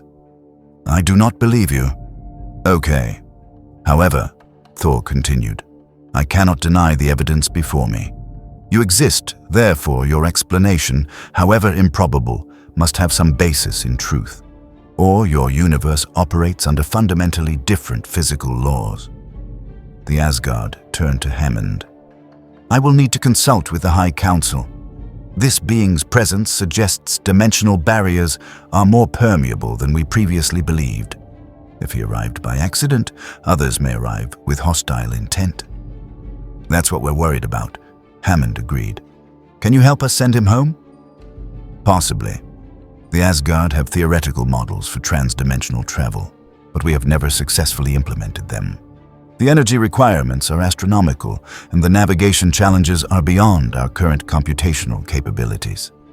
Thor's eyes returned to Saitama. However, if we can determine the frequency of your home dimension and replicate the portal that brought you here, it may be possible to return you. How long will that take? Saitama asked hopefully. Unknown. Days, weeks, possibly months. Dimensional physics is not an exact science. Saitama's face fell. Months? I'm going to miss so many sails. We will work as quickly as possible, Thor assured him. In the meantime, I would request periodic access to study your unique physiology. The knowledge gained could advance Asgard, understanding significantly. Will it help get me home faster? Possibly. Then okay, just no weird stuff. Last time someone wanted to study me, they kept asking me to break things in a lab. It got boring fast. Thor nodded. I shall endeavor to make the experience less tedious. Now, I must address another matter. He turned to Hammond, his expression grave. The Goa'uld will respond to this incident aggressively. Apophis's destruction will create a power vacuum among the System Lords. They will either unite against Earth as a common threat, or fragment as they fight over his territories. Both scenarios will likely result in increased hostility. We're prepared for retaliation, Hammond said, though his tone suggested he was less confident than his words. You may also face attention from the Ori. Thor continued. If they learn of a being with such power in this galaxy, they may view him as either a potential convert or a threat to their campaign. The Ori do not tolerate challenges to their divinity. The Ori? Saitama asked. Ascended beings from another galaxy, Daniel explained. They're waging a religious crusade, converting people to worship them or destroying those who refuse. They have actual power. They're not faking divinity like the Goa'uld. They're the real deal, and they're extremely dangerous. Oh, more bad guys. More bad guys, Jack confirmed. It's kind of our thing. We collect them. The quarters assigned to Saitama were standard SGC guest accommodations. Small, utilitarian, with a bed, desk, chair, and private bathroom. He stood in the doorway, taking in the space with the same mild interest he'd shown everything else in this universe. It's nicer than my apartment, he said finally. My place has tatami mats and not much else. This has carpet. Glad you approve, Jack said, leaning against the doorframe. There's a TV. Well, technically it's a classified feeds monitor, but we've got it rigged to show regular television too. Mess hall is down 2 levels. Gym is on level 19 if you want to work out, though I'm guessing you don't really need to anymore. I still do my training routine every day. Habit, mostly. It's relaxing. Saitama set his cape on the bed. He'd somehow convinced Fraser to let him keep it after she'd scanned it for alien technology and found only cotton and synthetic fibers. How long until we know more about getting me home? Carter's working on it now with Thor. Between them, they've got enough combined brain power to solve pretty much anything eventually. But Thor's right about the time frame. This isn't going to be quick. Jack studied Saitama carefully. You okay? I mean, actually okay. You're stuck in another dimension. You just fought your first space battle, and you're weirdly calm about all of it. Saitama sat on the bed, testing the mattress. I've been through weirder stuff. There was this one time I got stuck in a virtual reality world designed by a computer program that gained sentience. Another time, I got shrunken down to microscopic size and had to fight bacteria. Weird stuff happens when you're a hero. You learn to roll with it. Microscopic, right. Of course. Jack pushed off from the doorframe. Look, I'm going to level with you. You seem like a decent guy. Good guy, even. But you're also the most dangerous thing I've ever encountered, and I've met actual gods. Not fake ones, actual ascended beings with reality-warping powers. You're in that category, maybe higher. I'm not dangerous, Saitama protested. I'm a hero. Heroes can be dangerous, especially when they don't realize their own strength. Jack's tone was gentle but firm. You destroyed 2 capital ships in 3 minutes. That's great when they're trying to kill us. It's less great if you accidentally sneeze and punch a hole through a wall that's holding back a containment field for something nasty. I need to know, can you control your strength? Can you pull your punches? Saitama's expression became serious. Yeah, I'm always holding back. Way back. If I used full strength on those ships, they wouldn't have just exploded. They'd have been vaporized. Completely gone. I know how to be gentle when I need to be. I've never accidentally hurt anyone innocent. Good. That's good. Jack relaxed slightly. Just wanted to check. We've got a lot of fragile equipment here, and some of it is really, really fragile. Ancient technology that's thousands of years old. Alien devices we barely understand. It'd be bad if something important broke. I'll be careful. Appreciate it. Jack turned to leave, then paused. One more thing. About the boredom you mentioned. The lack of challenge. I get it. Not personally, because I'm very challengeable and get my ass kicked regularly. But I understand the frustration. If you want, we've got archives of every mission we've ever run. Battles we've fought, problems we've solved, enemies we've faced. Some of them were genuinely tough. Maybe reading about them would be, I don't know, interesting? Saitama perked up slightly. Really?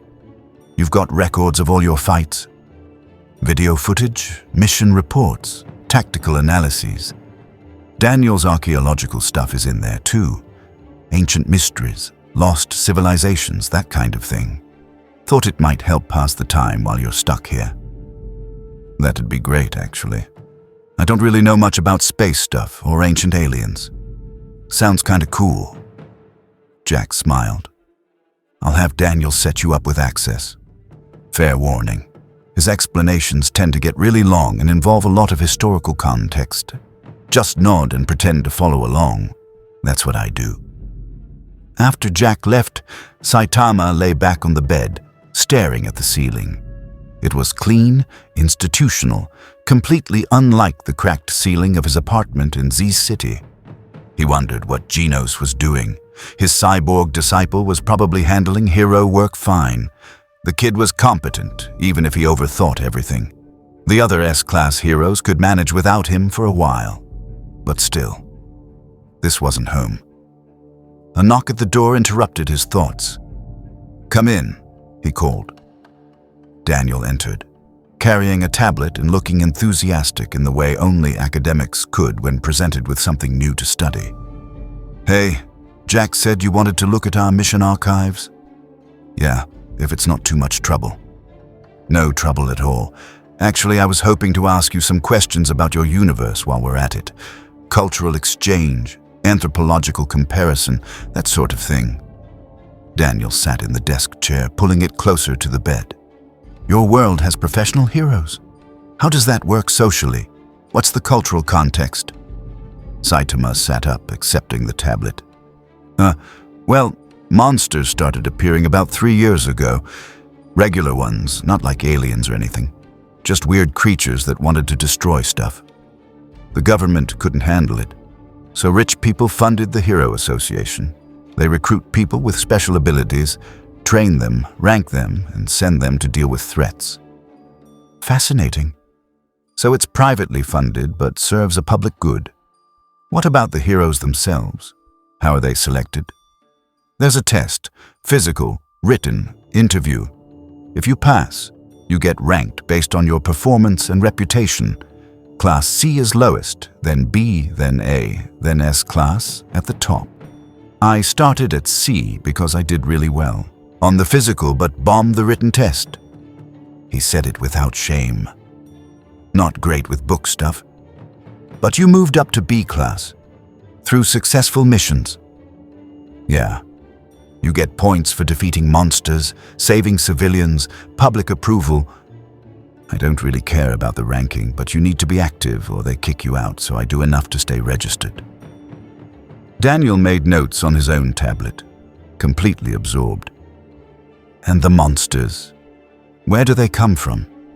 Is there a common source, or are they random phenomena? Random, mostly.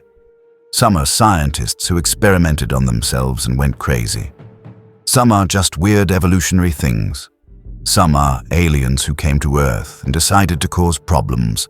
There's this guy, Dr. Genos, who makes monsters in a lab.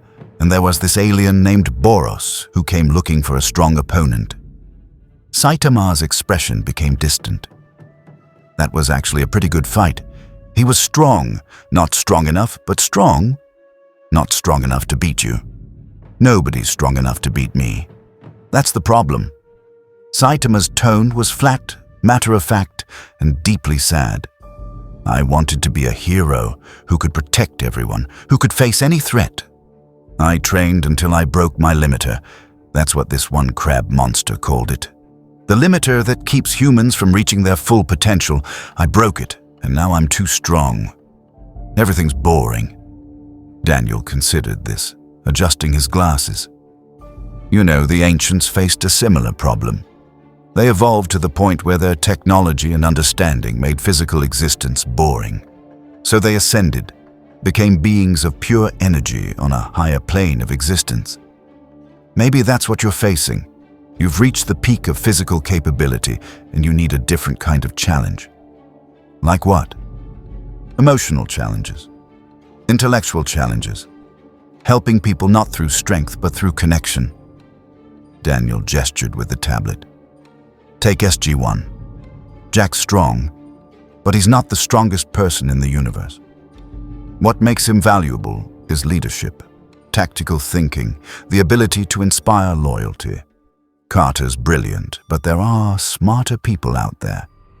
What makes her special is creativity, the ability to see solutions others miss. Teal'c is a warrior, but he's fought opponents who matched him physically.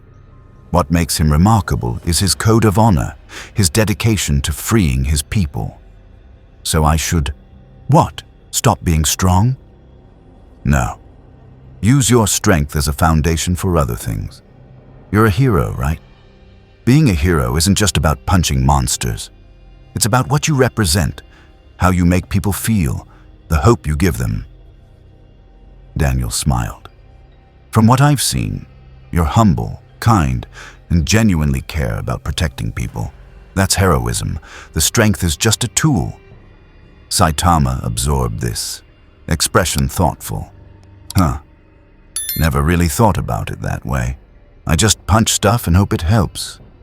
Well, keep punching stuff when needs punching. But maybe think about the spaces between punches too. Daniel stood, handing over the tablet.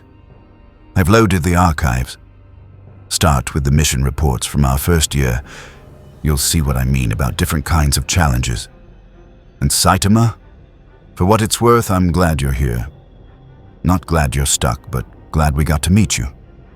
Thanks, Dr. Jackson. Just Daniel. We're not big on formality around here. He headed for the door, then paused. Oh, one more thing. There's a gym on level 19 like Jack mentioned, but there's also an observation deck on level 8 that looks out over the mountain range. If you need somewhere quiet to think, that's the spot. Nobody uses it much. After Daniel left, Saitama pulled up the archives, scrolling through mission reports. The first one was titled Abydos Mission First Contact. He started reading, curious about how this universe's heroes operated. 3 days passed. Carter and Thor worked around the clock, analyzing the dimensional frequencies from Saitama's arrival, building theoretical models, running simulations through Asgard computers that could process 1 billion calculations per second. Every simulation ended the same way: insufficient data. We need more information, Carter said, staring at the holographic display showing failed attempt number 472. The portal that brought him here. We need to know its exact configuration, energy signature, duration. Without that, we're shooting blind. Thor nodded, his large eyes reflecting the display's light. Agreed. However, Saitama's description was imprecise. A glowy blue portal in an alley could describe any number of dimensional phenomena. We require specifics he cannot provide. What if we triggered another portal, created the right conditions for a dimensional rift to form? That would require energy output equivalent to a small star. The Asgard possess such technology, but activating it near Earth would be inadvisable. The gravitational effects alone could destabilize your planet's orbit. Right, bad idea. Carter rubbed her eyes, exhaustion setting in. There has to be another way. What about the ancients? They ascended. They exist across multiple dimensions simultaneously. Could they help? The ancients maintain strict non-interference policies. They rarely intervene even when their own legacy is threatened. Convincing them to assist with trans-dimensional travel would be difficult, but not impossible. Not impossible, Thor conceded. However, it would require compelling motivation. The ancients respond to threats to universal balance, not individual displacement. Carter leaned back in her chair, thinking, what if Saitama's presence here is a threat to balance? He's already destroyed 2 Goa'uld motherships. If he stays, he'll fundamentally alter the power dynamics of the galaxy. That could qualify as a universal balance issue. That is somewhat manipulative reasoning, Major Carter. I'm aware, but we're trying to help him get home, and if we need to frame it in terms the ancients care about, I'm willing to be manipulative. She pulled up a new set of data. Besides, it's not entirely wrong. Look at this. The display showed intelligence reports from Tok'ra operatives embedded with various system lords. The information was concerning. Every major Goa'uld faction had heard about Apophis's defeat. The details varied. Some reports claimed Earth had deployed a new weapon. Others said they'd allied with an ascended being. A few got close to the truth about a single powerful individual. But they all agreed on one thing. Earth had become a significant threat. "The system lords are mobilizing," Carter continued. "Baal is consolidating forces. Yu is calling for a council. Even the minor Goa'uld, who usually stay neutral, are picking sides. They're scared, and scared system lords are dangerous system lords." Indeed. Fear drives desperation. Desperation drives recklessness. Thor examined the intelligence. The Goa'uld may attempt a coordinated assault. Multiple system lords working in concert could field dozens of Haytaks. Even with Saitama's abilities, such numbers present challenges. Not to mention the Ori situation. If they learn about him, the Ori would view him as either a potential threat to their crusade or a prize to be claimed. Their priors possess formidable abilities. A confrontation could prove problematic. Carter stood, pacing the lab. "We need to accelerate our timeline. Every day Saitama stays here increases the risk of catastrophic conflict. I'm going to contact Oma Desala, the ascended ancient who violated non-interference protocols to help humans. She may no longer be accessible, Major Carter. The others, the collective of ascended ancients, punish those who break their rules. I know, but she's our best shot. If anyone would help, it's her." Carter grabbed her radio. "Besides, we're out of other options, unless you've got another brilliant idea hiding in that advanced alien brain of yours." Thor tilted his head. "I'm considering one possibility. It is highly experimental and carries significant risk." "I'm listening." "The Asgard possess a device called a dimensional phase shifter. It was developed to combat the replicators by shifting our ship slightly out of phase with normal space-time. The technology is imprecise and unstable, but theoretically, it could be modified to scan across dimensional frequencies." "Scan for what?" "For Saitama's home dimension. If we can detect the unique energy signature of his universe, we can potentially create a targeted portal rather than attempting random dimensional breaches." Thor pulled up schematics on the holographic display. However, the device would need to be calibrated using Saitama himself as a reference point. His unique quantum signature might serve as a beacon, allowing us to locate his dimension of origin. Carter studied the schematics. Fatigue momentarily forgotten. This could work. If we can find his home dimension, we can calculate the energy requirements for a stable portal and figure out how to send him back. The process will take time. The phase shifter must be transported from our home world, modified for this purpose, and extensively tested. Weeks, minimum. Weeks we don't have if the system lords are mobilizing. Carter made a decision. "Do it. Get the phase shifter here as fast as possible. I'll work with Daniel to contact Oma Desala or any other ancients who might help. Between the Asgard technology and potential ancient assistance, we'll get him home." "And if neither approach succeeds?" Carter didn't answer immediately. The question hung in the air, heavy with implications. If they couldn't send Saitama home, he'd be stuck here. And if he was stuck here, the galaxy would have to adapt to the presence of someone who could casually destroy capital ships with his fists. "Then we deal with that when it happens," she said finally. "But I refuse to accept failure until we've exhausted every option. Saitama deserves to go home, and we're going to make it happen." Thor nodded approvingly. "Your determination is admirable, Major Carter. Very well. I shall return to my ship and contact the High Council immediately. The phase shifter will be here within the week." As Thor beamed away in a flash of white light, Carter returned to her workstation, pulling up everything they had on ancient ascension, dimensional theory, and quantum mechanics. Somewhere in this data was the answer. She just had to find it. Saitama had spent the 3 days exploring SGC, and the limited capacity allowed for a civilian consultant with maximum security clearance. He'd seen the gate room, impressive.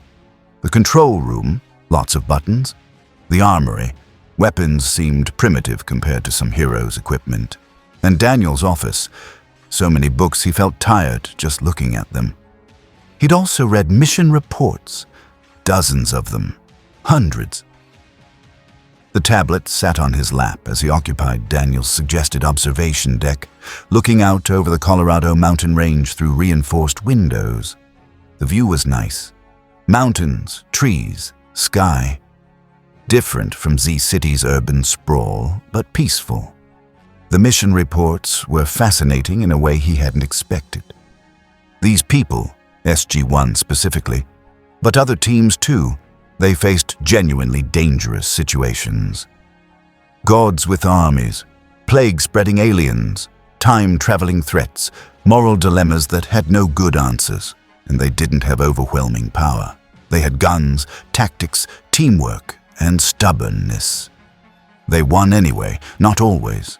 Some missions ended in failure, retreat, losses. But they kept going, kept trying, kept fighting even when the odds were impossible. It reminded him of his early hero days, back when he was still training, still struggling, back when things were hard. Thought I'd find you here. Saitama looked up to see Jack entering the observation deck, carrying 2 cups of coffee. He offered one to Saitama, who accepted it gratefully. Daniel told you about this spot, right? Jack sat against the window, looking out at the mountains. It's my thinking place. Come here when missions go bad or when I need to clear my head. It's nice. Quiet. Saitama sipped the coffee. Jack had remembered the sugar. I've been reading your mission reports. Yeah? What do you think? You guys are kind of crazy. You fight gods with guns. That shouldn't work. Jack laughed. Tell me about it. We've been saying that for years, but here we are, still alive, still fighting, mostly out of spite at this point. How do you do it? Stay motivated when you're so outmatched? We're not always outmatched. Sometimes we're evenly matched. Sometimes we even have the advantage. Jack took a drink of his coffee. But when we are outmatched, we do it anyway because somebody has to. If we don't stand up to the Goa'uld, who will? If we don't protect Earth, who's going to do it? But you could die, easily. Yeah, we could. We've lost people, good people, friends. Jack's expression darkened briefly. But that's the job. That's what it means to be in the military, to be part of SG-1. We accept the risk because the alternative, letting the bad guys win, that's not acceptable. Saitama considered this. I don't really risk anything anymore. I can't die, can't get hurt, can't even get tired. Every fight is guaranteed victory before it starts. There's no stakes. Must be lonely. The observation hit Saitama harder than any physical blow could. Lonely. Yeah, that was it, wasn't it? Being so strong that nothing could challenge him, nobody could fight beside him as an equal, no threat could make his heart race. Lonely. I've got friends, he said, but it sounded defensive even to himself. Genos and some other heroes, they're good people. But do they really get it? What it's like to be you? Jack's tone was gentle. I'm not trying to be a jerk here. Just, I've seen the look you get sometimes, when you think nobody's watching. It's the same look Teal'c had when we first met him, like you're surrounded by people but fundamentally alone. Saitama didn't answer. Couldn't answer. For what it's worth, Jack continued, you're not alone here. Different kind of not alone than your universe, but still. We've dealt with enough weird stuff that a guy who's too strong to have fun isn't even in our top 10 strangest experiences. You want to talk? We'll listen. You want to help with missions? We'll figure out how to make it work without it being boring for you. You want to just sit here and drink coffee while looking at mountains? That's fine too. Thanks, Colonel. Jack, We're having a moment here. Formal ranks ruin moments. He stood, stretching. Carter and Thor think they've got a lead on getting you home. Some Asgard device that might help locate your dimension. It'll take a week or two to set up, but it's progress. Really. Hope lit Saitama's face. I could actually get home? Maybe. Probably. Carter's scary smart and Thor's got access to technology that makes our stuff look like stone knives. Between them, I'd bet on you seeing Z-City again. Jack headed for the door, then paused. But until then, you're part of the team. Weird, overpowered, dimension-displaced part of the team. We take care of our people, even the temporary ones. After Jack left, Saitama returned to looking at the mountains, coffee warm in his hands. Part of the team. Temporary, sure, but still part of something. It was a nice feeling. His radio, they'd given him one for emergencies, crackled to life. Hammond's voice, urgent.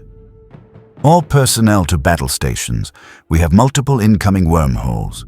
Repeat, multiple incoming wormholes. Saitama, report to the gate room immediately. So much for peaceful mountain gazing. Saitama stood, setting down his coffee, and headed for the gate room at a jog. If the bad guys were coming back for round 2, he might as well help out. Besides, maybe this time they'd put up more of a fight. The gate room was organized chaos when Saitama arrived.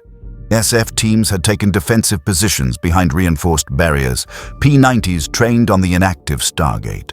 The iris was closed, its titanium surface gleaming under the emergency lighting. Hammond stood in the control room, face grim, while Carter worked frantically at her console. Report, Hammond ordered as Jack, Daniel, and Teal'c rushed in from different corridors. We're detecting multiple gate activations attempting to connect simultaneously, Carter explained, fingers flying across her keyboard. It's a coordinated attack pattern. They're trying to overwhelm the gate's buffer and force a connection through the iris. Can they do that? Daniel asked, arriving breathless. Theoretically, no. The iris should hold. But if they're using some kind of enhanced power source or ancient technology... Carter trailed off, watching her readings spike. Sir, I'm detecting Naquada reactor signatures on the other end. Multiple ones. They're brute-forcing the connection. How many system lords does it take to break down a door? Jack muttered, checking his P-90. We're about to find out, Hammond said. All teams, weapons free. If anything comes through that gate, I want it neutralized immediately.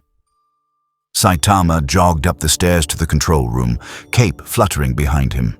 What's happening? More bad guys. Multiple Goa'uld attempting simultaneous gate connections, Teal'c explained, having arrived and taken position with his staff weapon. This tactic is unprecedented. The system lords are working together. That's bad.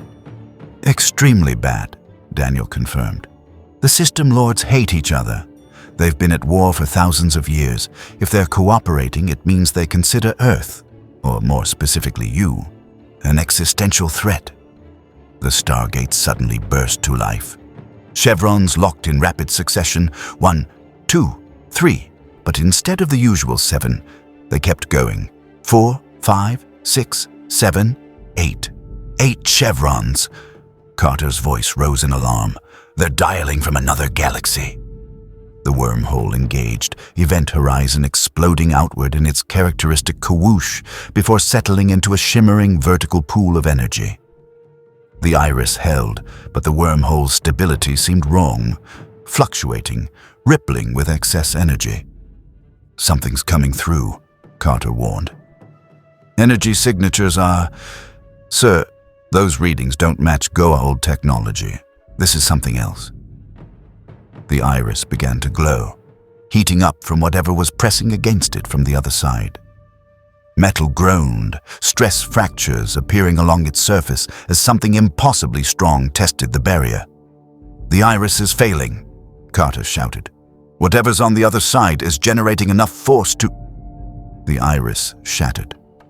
Titanium fragments exploded inward, scattering across the gate room floor. SF teams ducked behind cover as metal shrapnel ricocheted off walls. Through the now open wormhole stepped a figure that made everyone in the room tense. It was humanoid, roughly 9 feet tall, covered in silver-white armor that seemed to pulse with internal light. Its face was hidden behind an ornate helmet, and it carried no visible weapons. But the power radiating from it was palpable. The air itself seemed to vibrate with barely contained energy. Prior, Teal'c identified, voice filled with recognition and dread. Ori. The Prior stepped fully into the gate room, the wormhole disengaging behind it. When it spoke, its voice was layered, resonant, like a choir speaking in perfect unison. Hallowed are the Ori. Oh, come on, Jack shouted from behind cover. The Ori? Really? We're not even in their galaxy. How did they find out about... He stopped, looking at Saitama.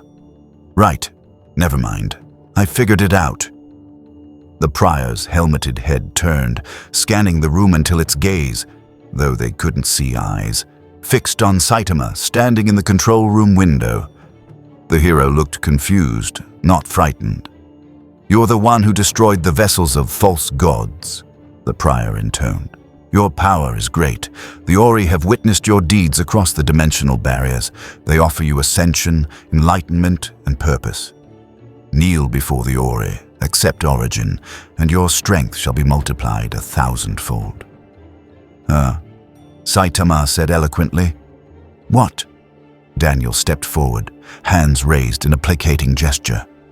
Prior, Earth is protected by the Ancients' treaty. The Ori have no right to... The Prior waved one hand dismissively. A wave of energy exploded from its palm, sending Daniel flying backward into a wall. He hit hard, slumping to the ground. Jack and Teal'c immediately opened fire. P-90 rounds and staff weapon blasts converging on the Prior, the energy dissipated harmlessly against an invisible barrier surrounding the Ori servant. It didn't even flinch. Your weapons are meaningless, the Prior declared. Your treaties are void. The Ori have come to offer salvation to the one who has transcended mortal limitation. Accept their wisdom or face their judgment. Saitama watched Daniel get up slowly, rubbing his head, clearly dazed. He watched Jack and Teal'c's weapons fail to even scratch the Prior. He watched SF teams empty entire magazines to no effect. You hurt him, Saitama said quietly, pointing at Daniel. He was just talking. He spoke against the Ori. Such blasphemy. Saitama jumped down from the control room. The drop was 2 stories, but he landed without sound, without impact, just suddenly standing between the Prior and SG-1. His expression had shifted from confused to something harder to read. I don't know who these Ori guys are, Saitama said, but I'm guessing they're more bad guys. You came here to recruit me? The Ori offer you godhood, mortal. Power beyond your comprehension. Eternal life in service to... I'm already strong enough, and I'm not interested in serving anyone. Saitama's tone was flat, conversational. You should leave. These people are helping me get home. I don't want to fight you, but if you hurt my friends, I will. The Prior's posture stiffened. Friends, you align yourself with these heretics who deny the Ori's divinity. You would choose weakness over ascension. They're not weak. They're just not as strong as me. That's not the same thing. Saitama cracked his knuckles, a gesture so casual it was almost insulting. Last chance. Leave through the gate, and we'll forget this happened. You dare threaten a servant of the Ori. I wield the power of gods. The Prior raised both hands, and energy gathered around them, crackling, intense, the kind of power that could level buildings. It had destroyed entire military installations with such attacks, reduced resistance forces to ash, demonstrated the Ori's overwhelming might to countless worlds. It unleashed that power directly at Saitama. The blast was blinding, a column of pure energy that would have vaporized anything biological. The concrete floor beneath Saitama cracked and melted. The walls behind him scorched black. The air superheated, setting off fire suppression systems. When the light cleared, Saitama stood exactly where he'd been, completely unharmed. His costume wasn't even singed. He looked down at himself, checking for damage, then back up at the prior. "That was pretty bright," he commented. "Like those space fighters. You guys really like flashy attacks." The prior stood frozen, processing what its senses told it. Impossible. The power of the Ori was absolute. Nothing in this galaxy could withstand such force, yet this being had simply taken it without effort, without damage. What are you?" The prior's voice lost some of its confident resonance. "I'm just a guy who's a hero for fun." Saitama started walking toward the prior, each step measured and deliberate. "But I'm getting kind of annoyed. You broke their metal door thing, you hurt Daniel, and you're interrupting my coffee break. So here's what's going to happen. You're going to leave, tell your Ori bosses that Earth is off limits, and not come back. Okay?" The prior backed up a step, then caught itself. It was a servant of the Ori. It did not retreat. It did not fear. It raised its hands again, gathering even more power. The air itself screamed with energy buildup.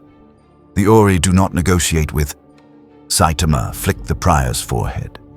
It was a light flick, barely more than a tap, the kind of gesture someone might use to shoo a bug.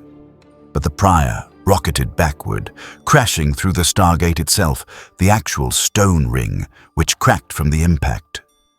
The prior tumbled across the gate room, through the blast door behind the gate, through 2 more walls, before finally stopping in a collapsed heap 3 rooms away. Saitama stood there, finger still extended, looking mildly surprised. "Oops, I thought they were tougher. I barely touched him." The gate room was absolutely silent except for the hiss of fire suppression, foam, and the crackle of damaged electronics. Jack O'Neill, veteran of countless impossible situations, stared at the prior-shaped hole through multiple reinforced walls and the Stargate itself. He looked at Hammond. Hammond looked at Carter. Carter looked at the sensor readings on her tablet, which were adamantly insisting that what they'd just witnessed hadn't happened because the energy output was physically impossible. Did he just... Daniel, still recovering against the wall, couldn't finish the sentence. "Indeed," Teal'c confirmed, voice filled with something approaching religious awe. "He defeated an Ori prior with a single gesture. The Ori have plagued our galaxy for months. Their prior's nearly unstoppable, and Saitama dispatched one as if it were a minor inconvenience." The prior was attempting to stand in the distant room, visible through the holes. Its armor was cracked, its movements unsteady. It raised one hand, trying to summon power, but only weak sparks emerged. Saitama sighed, walking toward the holes. "Please don't make me do it again. I'm trying really hard not to hurt anyone too badly." The prior looked at him approaching, and for the first time in its existence, felt genuine fear. The Ori had sent it to recruit or eliminate this anomaly. It had failed, catastrophically failed. The Ori would need to know. It collapsed, consciousness fading, but not before sending a psychic pulse, a message to its masters in the distant Ori galaxy. "There is one in the Milky Way who can resist our power. Approach with caution." Then darkness claimed it. Saitama stopped at the edge of the first hole, looking down at the unconscious prior. "Is he going to be okay? I didn't mean to hit him that hard." "You..." Hammond had descended from the control room, stepping carefully over debris. "You defeated an Ori prior. Do you understand what that means?" "Not really. I'm guessing it's a big deal." "Major Carter," Hammond said carefully, "what are the medical protocols for an unconscious servant of ascended beings?" Carter looked up from her tablet, expression dazed. I don't know, sir. This has never happened before. Priors don't get defeated. They don't get knocked unconscious. They either win or they retreat through the gate." "Well, we've got an unconscious one in storage room 3, so let's figure it out. Get Dr. Fraser down there with a medical team." Full quarantine protocols. We don't know if he's booby-trapped or if the Ori can possess our people through him. Hammond turned to Saitama. Son, I'm going to need you to stay in the gate room while we sort this out. Sure. Sorry about the gate. And the walls. I really thought he'd be tougher. The gate. Hammond looked at the cracked Stargate, the ancient artifact that had stood for millions of years, now sporting a visible fracture from a prior being thrown through it. Carter, is the gate still functional? She ran diagnostics, fingers trembling slightly. Structurally compromised, but operational. The crack is superficial, the Naquada core is intact. We can still dial out, but incoming wormholes might be unstable until we repair it. How do you repair a Stargate? Very carefully, sir, and possibly with Asgard assistance. This is unprecedented. The Stargates were built to withstand almost anything. They've survived supernovas, planet-destroying weapons, temporal anomalies. But they were never designed to handle being struck by an Ori prior traveling at max 6. Jack approached Saitama, looking him up and down. You're doing okay. Any injuries? Fatigue? Psychological trauma from fighting a servant of evil ascended beings? Nope, I'm fine. Honestly, I'm more worried about breaking your stuff. First the floor tiles, now the gate and some walls. I keep saying I'll be careful, and then I accidentally destroy things. Saitama looked genuinely distressed. I really am trying. I know you are. And honestly, the gate was already ancient. What's a little more character? Jack clapped him on the shoulder, which Saitama barely felt through his invulnerable skin. Besides, you just did something nobody in this galaxy has managed. You made the Ori think twice about messing with Earth. That's worth a few construction repairs. Alarms blared again. Carter's console lit up with new warnings. Multiple incoming wormholes, she shouted. 4, 5, 6 separate origin points attempting connection. Sir, it's the system lords. They're trying to dial in simultaneously again. They must have detected the Ori prior's arrival, Teal'c reasoned. They seek to take advantage of the situation. Or they've decided if the Ori are making a move, they need to as well, Daniel added, having recovered enough to rejoin the group. This is exactly what we were afraid of. Multiple factions converging on Earth because of Saitama. Hammond made a command decision. Close whatever blast doors are still functional. All teams, defensive positions. Saitama. He paused, looking at the hero who just defeated an Ori prior with a flick. Actually, Saitama, just stand there. If anything hostile comes through, do what you do. Okay, but maybe away from the gate this time? Don't want to break it more. The Stargate activated. The first wormhole engaged, and through it came not warriors or priors, but a holographic projection, a massive, imposing figure in ornate Goa'uld armor. I am Baal, the hologram announced, its voice echoing through the gate room. System Lord, ruler of armies, destroyer of worlds. I addressed the Tauri. Great, Jack muttered. It's Baal. Why is it always Baal? The holographic projection of Baal surveyed the damaged gate room with evident amusement. His eyes, glowing with the characteristic sign of a Goa'uld symbiote, swept across the cracked Stargate, the melted floor, the prior-shaped holes in multiple walls. How rustic, Baal commented, his tone dripping with sarcasm. It appears you've been redecorating. I particularly admire the ventilation you've added. Very avant-garde. Baal, Hammond said from the control room, his voice amplified through speakers. This is a closed military installation. State your business or terminate the connection. Such hostility, General Hammond, and here I thought we might have a civilized conversation. Baal's smile was predatory. I come bearing news and perhaps an opportunity for mutual benefit. May I proceed? Hammond exchanged glances with Jack, who shrugged. Might as well hear what he wants. Baal usually has an angle, but sometimes his angles are useful. Very well, Baal. You have 2 minutes. How gracious. The hologram shifted, and Baal's expression became serious. I shall be direct. 3 days ago, the Tauri acquired an asset of considerable power, an individual capable of destroying Hatak-class vessels with his bare hands. This individual defeated Apophis, a development that would normally please me, as Apophis was a rival. However, the manner of his defeat has concerned the System Lords. Concerned, Jack repeated. That's diplomatic speak for terrified, right? Cautious might be more accurate. Baal's hologram walked forward, seeming to study Saitama despite being merely a projection. This must be him, the one they're calling the Fist of Earth among Jaffa circles. You don't look particularly impressive, if I may say so. I get that a lot, Saitama replied.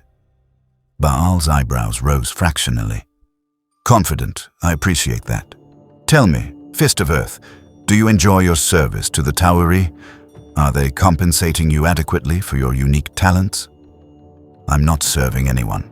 They're helping me get home. Home. Baal processed this. So you're not even from this reality.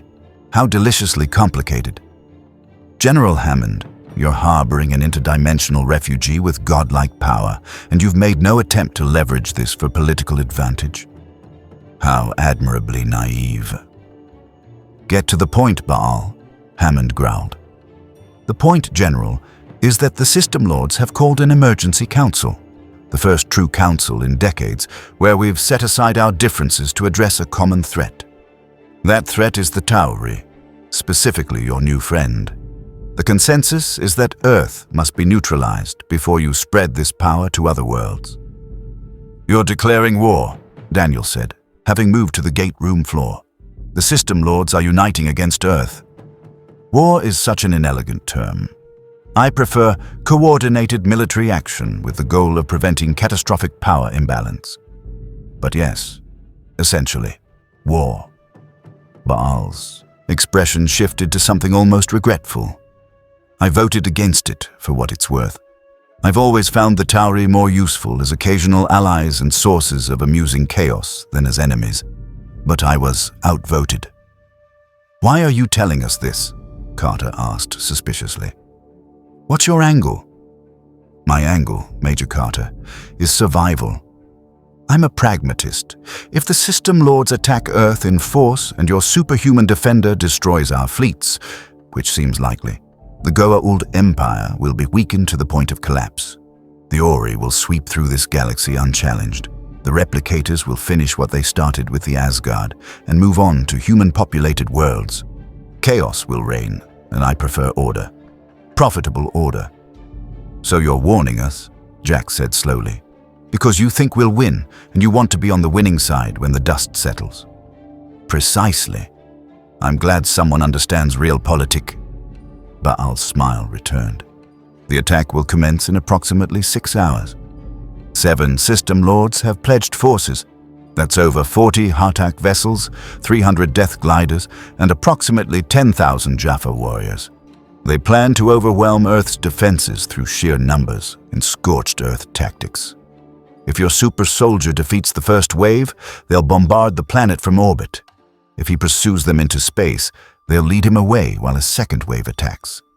It's actually quite a clever strategy. The control room fell silent as the implications sank in. 40 Hatak vessels. That was more firepower than had ever been directed at Earth in a single engagement. Even with Saitama, the collateral damage could be catastrophic. What do you want in exchange for this information? Hammond asked. I want immunity when this is over. A guarantee that when I inevitably betray the other System Lords, which I will because I'm me, the Tauri will remember that I warned them and act accordingly. Baal leaned forward in his hologram. I also want access to your superhuman when the Ori inevitably invade in force. He seems remarkably effective against their priors. I'm not a weapon you can borrow, Saitama interjected. Of course not. You're a person with agency and opinions. How refreshingly human. Baal's tone was mocking but not entirely unkind. Let me rephrase. I would like to negotiate a mutual defense pact, wherein, should the Ori threaten my territories, you might consider assisting in exchange for resources, intelligence, or other forms of compensation. He's not for sale, Baal, Jack said firmly. Everyone's for sale, Colonel O'Neill. It's simply a matter of finding the right price. Baal's hologram began to fade. My 2 minutes are up. Consider my offer. I'll be watching the battle from a safe distance. Perhaps we can discuss terms afterward when you're feeling more grateful for the advance warning. Hallowed are the... Oh, wait, wrong evil empire. My apologies. The hologram vanished. The wormhole disengaged. Hammond descended to the gate room floor, his expression grim. 6 hours. We need to mobilize every defense we have. Contact the Tok'ra, the Free Jaffa, the Asgard if Thor's available. I want every ally we have on standby. Sir, Carter said carefully, even with all our allies, 40 Haytaxes, it's too many. The Prometheus can engage maybe 2 or 3 before being overwhelmed. Our F-302s are outmatched by Death Gliders in terms of sheer numbers. Ground-based defenses can only do so much against orbital bombardment. Are you suggesting we surrender, Major? No, sir. I'm suggesting we evacuate non-essential personnel and prepare for the possibility that this battle could end very badly. She looked at Saitama. Unless our guest is willing to take on 40 motherships. All eyes turned to Saitama, who'd been listening quietly to the strategic discussion. He scratched his head, looking uncomfortable with the attention. I mean, I can try. 40 ships is more than 2, but it's not like I'll get tired. The problem is... He paused, trying to articulate something he'd never really put into words before. If I destroy 40 ships, that's 40 crews dead. Thousands of people, right? Even if they're bad guys, that's a lot of killing. The moral quandary hung in the air. Daniel stepped forward, adjusting his glasses. The Jaffa are enslaved, he said gently. They serve the system lords because they believe they're gods. They don't have a choice. They carry Goa'uld larvae that keep them alive. Without the symbiote, they die. You'd be killing people who are victims of a system they didn't choose. But if I don't stop them, they'll destroy Earth. Right? Saitama looked genuinely troubled. I don't like this. Back home, monsters are monsters. Heroes are heroes. The lines are clear. Here, everything's complicated. Teal'c approached, his expression understanding. I was once first prime of Apophis. I commanded his armies, destroyed worlds in his name, killed countless innocents who resisted his rule. I believed he was a god, that my actions served a divine purpose. Then I met SG-1, learned the truth, and chose a different path. So the bad guys can become good guys. The Jaffa are not inherently evil. They are enslaved by false gods who exploit their biology and faith. Many would rebel if they knew the truth as I did. But until that day comes, they will follow their master's orders, and Earth will burn if no one stops them. There's another consideration, Carter added reluctantly. The system lords chose to attack knowing what you can do. They're accepting the risk. If you show mercy, if you pull your punches, they'll interpret that as weakness. They'll come back with even more forces, and more people will die in the long run. So I have to kill them to save more lives later. That's the logic? Saitama's voice was flat. Welcome to the moral complexity of galactic warfare, Jack said, not unkindly. It sucks. We hate it, but sometimes the choice is between bad and worse, not bad and good. And for what it's worth, you're not alone in this. SG-1 will be fighting too. The Prometheus crew will be up there taking fire. You won't be the only one making hard choices. Saitama sat down on the gate room steps, cape pooling around him. Can we disable the ships instead? Not destroy them, just make them stop working. Carter considered. Theoretically, if you could take out their engines and weapons without breaching the hull, the crews would survive. But that requires precision targeting while moving at orbital velocities under combat conditions. It's exponentially more difficult than just punching through them. But possible? Technically possible. But Saitama, we're talking about 40 capital ships. Even if you can disable them, the time it takes to do that precisely is time they're bombarding Earth. Every second they're active, people die. Saitama stood, decision made. I'll do it fast then. Disable them so quickly they don't have time to shoot. That way nobody has to die. That's impossible, Carter said automatically, then stopped herself. Actually, given what we've seen you do, maybe it's not, but the margin for error is microscopic. I'm pretty good with margins. Saitama's expression had hardened with determination. I became a hero to protect people. All people, even the bad guys, if I can manage it. If there's a chance to win without killing thousands of enslaved warriors, I'm taking it. Hammond studied Saitama for a long moment, then nodded slowly. Major Carter, work with Saitama on precise targeting. Identify weak points in Hatak design that would disable but not destroy. Colonel O'Neill, coordinate with the Prometheus and our fighter wings.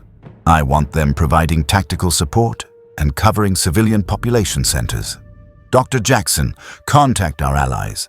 Teal'c, reach out to the Free Jaffa. If there's any chance they can broadcast the truth about the false gods to the attacking forces, now's the time. Sir, you're actually going to let him try the Mercy approach? Jack asked. Son, Hammond addressed Saitama directly. I've been in command long enough to recognize two things. First, you're genuinely committed to minimizing casualties, even at your own risk. Second, you're powerful enough that you can probably pull it off. If you think you can disable 40 Hautaks without collateral damage, I'm not going to stop you from trying. But if it starts going sideways, if Earth is in immediate danger, you may have to make a harder choice. I understand, sir. Good. Now let's get to work. We've got 6 hours to prepare for the largest assault Earth has ever faced. Hammond headed back to the control room, already issuing orders. Carter pulled out her tablet, bringing up Hatak schematics. Okay, crash course in Goa'uld ship design. These are the key systems you'll need to hit. As she walked Saitama through targeting priorities, Daniel approached Jack, quietly. You think he can actually do it? Disable 40 ships without destroying them? Jack watched Saitama studying the schematics with intense focus, asking questions about engine configurations and weapon placements. You know what, Daniel? 3 days ago, I would have said it was impossible. Now, I'm betting on the guy in the yellow pajamas. We've seen weirder things work out. The cape isn't pajamas. I stand corrected. The guy in the yellow outfit with the not pajamas cape. Across the gate room, Teal'c had activated a communication device to contact Free Jaffa leaders. His message was simple but powerful. The Tauri possessed a warrior who had defeated Ori Priors with a gesture and destroyed Hataks with his fists. The false gods were so frightened they had united for the first time in living memory. Perhaps this was the sign the Jaffa had waited for, proof that their gods could be challenged, could be defeated, could bleed. The responses began coming in within minutes. Not all Free Jaffa could mobilize in 6 hours, but word would spread. Doubt would seed itself among the enslaved warriors, and doubt, in an empire built on fear and faith, was the most dangerous weapon of all. 5 hours and 47 minutes later, Saitama stood on the mountain peak above Cheyenne Mountain, looking up at the clear afternoon sky. Carter had fitted him with a radio earpiece, surprisingly durable, apparently made from Goa'uld technology, so they could coordinate during the battle. All teams in position, Hammond's voice came through. Prometheus is holding at medium orbit. F-302 squadrons are fueled and ready for launch. Ground-based defenses are online. Saitama, you are cleared for orbital insertion at your discretion. Understood. Saitama bent his knees slightly, testing his footing on the rock. He'd calculated the jump trajectory with Carter. Straight up, fast acceleration, minimal sonic boom to avoid damaging structures below. Any last advice? Don't die, Jack's voice came through. I know you can't, but still, don't die. Try to have some fun, Daniel suggested. Wait, no, That's inappropriate for combat. Disregard. Strike true, Saitama of Earth, Teal'c said formally. You carry the hopes of both Tauri and Jaffa. May your fists ring with justice. That's weirdly poetic, Teal'c. Thanks. Saitama looked up one more time at the blue sky that would soon be filled with enemy warships. He thought about his apartment in Z City, about Genos, probably wondering where his teacher had gone, about the grocery store sale he'd now definitely missed. Then he thought about the people in this universe who'd been kind to him, who'd worked day and night to help him get home despite barely knowing him, who fought impossible battles because someone had to. Okay, he said quietly. Let's do this. Saitama jumped. The acceleration was controlled this time, building up gradually to minimize atmospheric disruption. But gradually for Saitama still meant reaching Mach 5 before leaving the troposphere. The sonic boom was muted, a distant thunder rather than a destructive shock wave. He broke through the atmosphere in seconds, the sky darkening from blue to black as Earth curved away beneath him. And there, exactly where Baal had warned they'd be, hanging in space like malevolent pyramids against the stars, were 40 Goa Old Hatak motherships.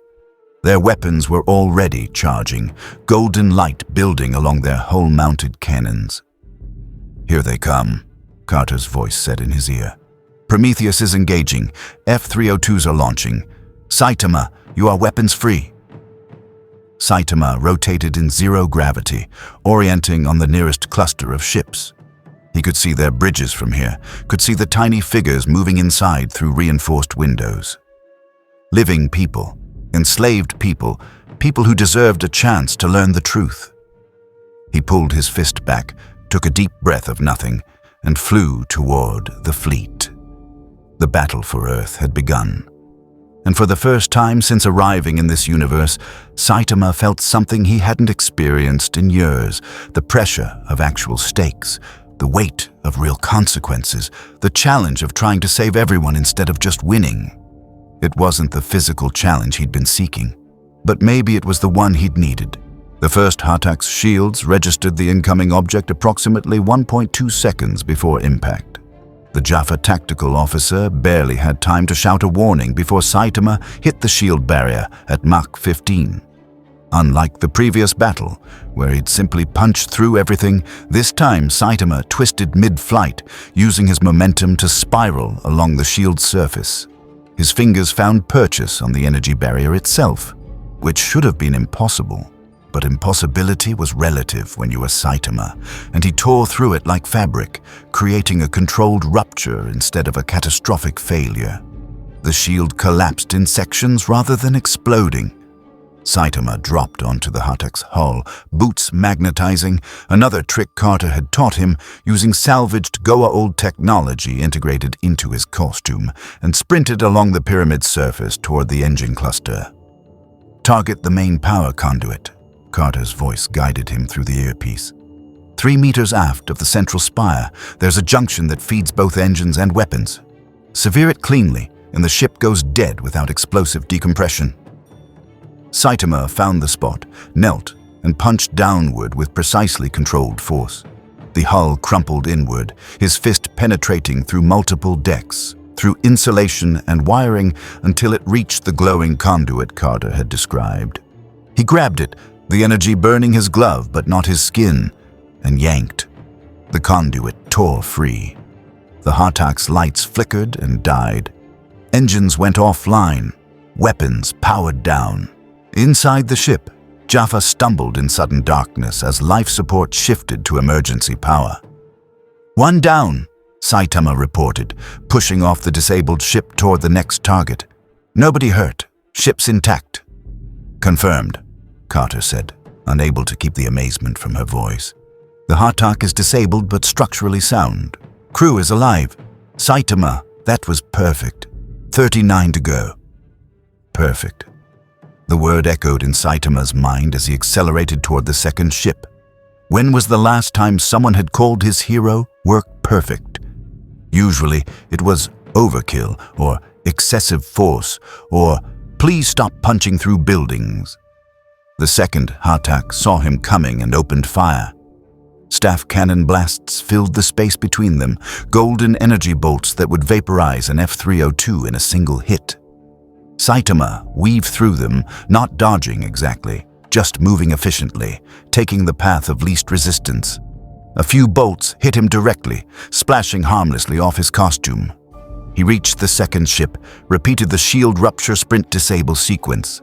Another conduit torn free, another Hatak going dark. 2 down. From the Prometheus bridge, Colonel Pendergast watched his tactical display with something approaching disbelief. The fleet of 40 Heteks had surrounded Earth in a perfect sphere formation. Standard Goa'uld assault pattern designed to provide overlapping fields of fire and prevent escape vectors. It was a formation that had conquered hundreds of worlds. Saitama was dismantling it, ship by ship. "He's moving at over Mach 12 in vacuum," the tactical officer reported, transitioning between targets with 0 deceleration. "Sir, his trajectory planning it's optimal. He's taking the shortest path between disabled ships, avoiding overlapping fire zones, working from outside in to prevent the fleet from collapsing formation and making it harder." "That's impossible," Pendergast said.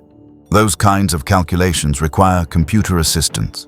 3-dimensional combat with 40 moving targets, accounting for gravitational effects and orbital mechanics." "He's doing it anyway, sir. Target 3 is going dark. Target 4 is... Sir, he just disabled 2 ships simultaneously. He punched through the first ship's power conduit and used the momentum to launch himself through the second ship before it could react." On the Hatak that served as the fleet's command ship, System Lord Yu watched his tactical display with growing horror. He was the eldest System Lord, had conquered galaxies when Apophis was still a minor underling. He'd never seen anything like this. "All ships, focus fire on the intruder," he commanded, his voice cracking slightly with age and fury. "Death gliders, intercept Pattern Delta. Drive him away from the fleet." 200 death gliders launched from their motherships, swarming toward Saitama like angry insects. Their pilots were veterans, blessed by their gods, trained since childhood in aerial combat. They moved in perfect formation, overlapping fire zones, creating a cage of energy blasts designed to overwhelm any single target. Saitama saw them coming. He just disabled ship number 7, was orienting toward ship 8 when the glider screen arrived. "Saitama, multiple hostiles inbound," Carter warned. 200 death gliders converging on your position. Recommend evasive... I see them. Saitama's voice was calm. "I'll handle it." He stopped moving, just hung there in space, letting the death gliders surround him. From a distance, it looked like a golden sphere of fighters, all firing inward simultaneously. The energy discharge was visible from Earth's surface, a brief star blooming in orbit. When the barrage ended, Saitama remained, completely unharmed. His cape had a few scorch marks. Carter made a mental note that the cape was somehow less indestructible than Saitama himself, but he looked more annoyed than damaged. "Okay," he said, "this is getting tedious." What happened next would be studied in military academies for years, though most analysts would conclude the footage had to be doctored because such movements violated known laws of physics. Saitama moved through the death glider formation like a bullet through a balloon. Each movement was precise, economical, a tap here to shatter a cockpit, a push there to send a glider spinning into its neighbor. He wasn't destroying them completely, just disabling them. Pilots ejected, the smart ones anyway, while their craft spiraled away, disabled. It took him 45 seconds to neutralize 200 death gliders. "Clear," he reported, already moving toward Ship 8. "Sorry that took so long. They were swarming and I had to be careful not to actually kill anyone." That was 45 seconds. Daniel's voice came through, having been monitoring from the gate room. "You disabled 200 fighters in under a minute." "Yeah, it was tricky. Some of them tried to ram me. I had to redirect them without breaking the ships completely." Saitama sounded genuinely apologetic about the difficulty. On Yu's command ship, the System Lord stared at his empty tactical display where 200 gliders had simply vanished from his sensors. Disabled. Not destroyed, disabled. Which somehow made it worse. This being wasn't even trying to kill them. It was toying with the System Lords, demonstrating overwhelming superiority with casual effort. "My lord," his first prime said quietly, "perhaps we should—" "Silence!" Yu's eyes glowed with divine fury, though beneath it was genuine fear. "I am a god. I do not retreat from mortals." "With respect, my lord, that is not a mortal." Yu watched Saitama disable Ship 9, then 10, then 11 in rapid succession. Each time, the pattern was identical. Shield rupture, hull breach, power conduit severed, ship dead in space. Efficient. Precise. Unstoppable. "Contact the other System Lords," Yu said finally, his voice heavy with defeat. Inform them that the operation is not proceeding as planned." 15 minutes into the battle, Saitama had disabled 23 Hataks. The System Lords were adapting. Ships were clustering together, trying to create overlapping shield zones that might slow him down. Some were attempting to retreat, engines firing for hyperspace jumps. "Saitama, multiple ships are trying to escape," Carter reported.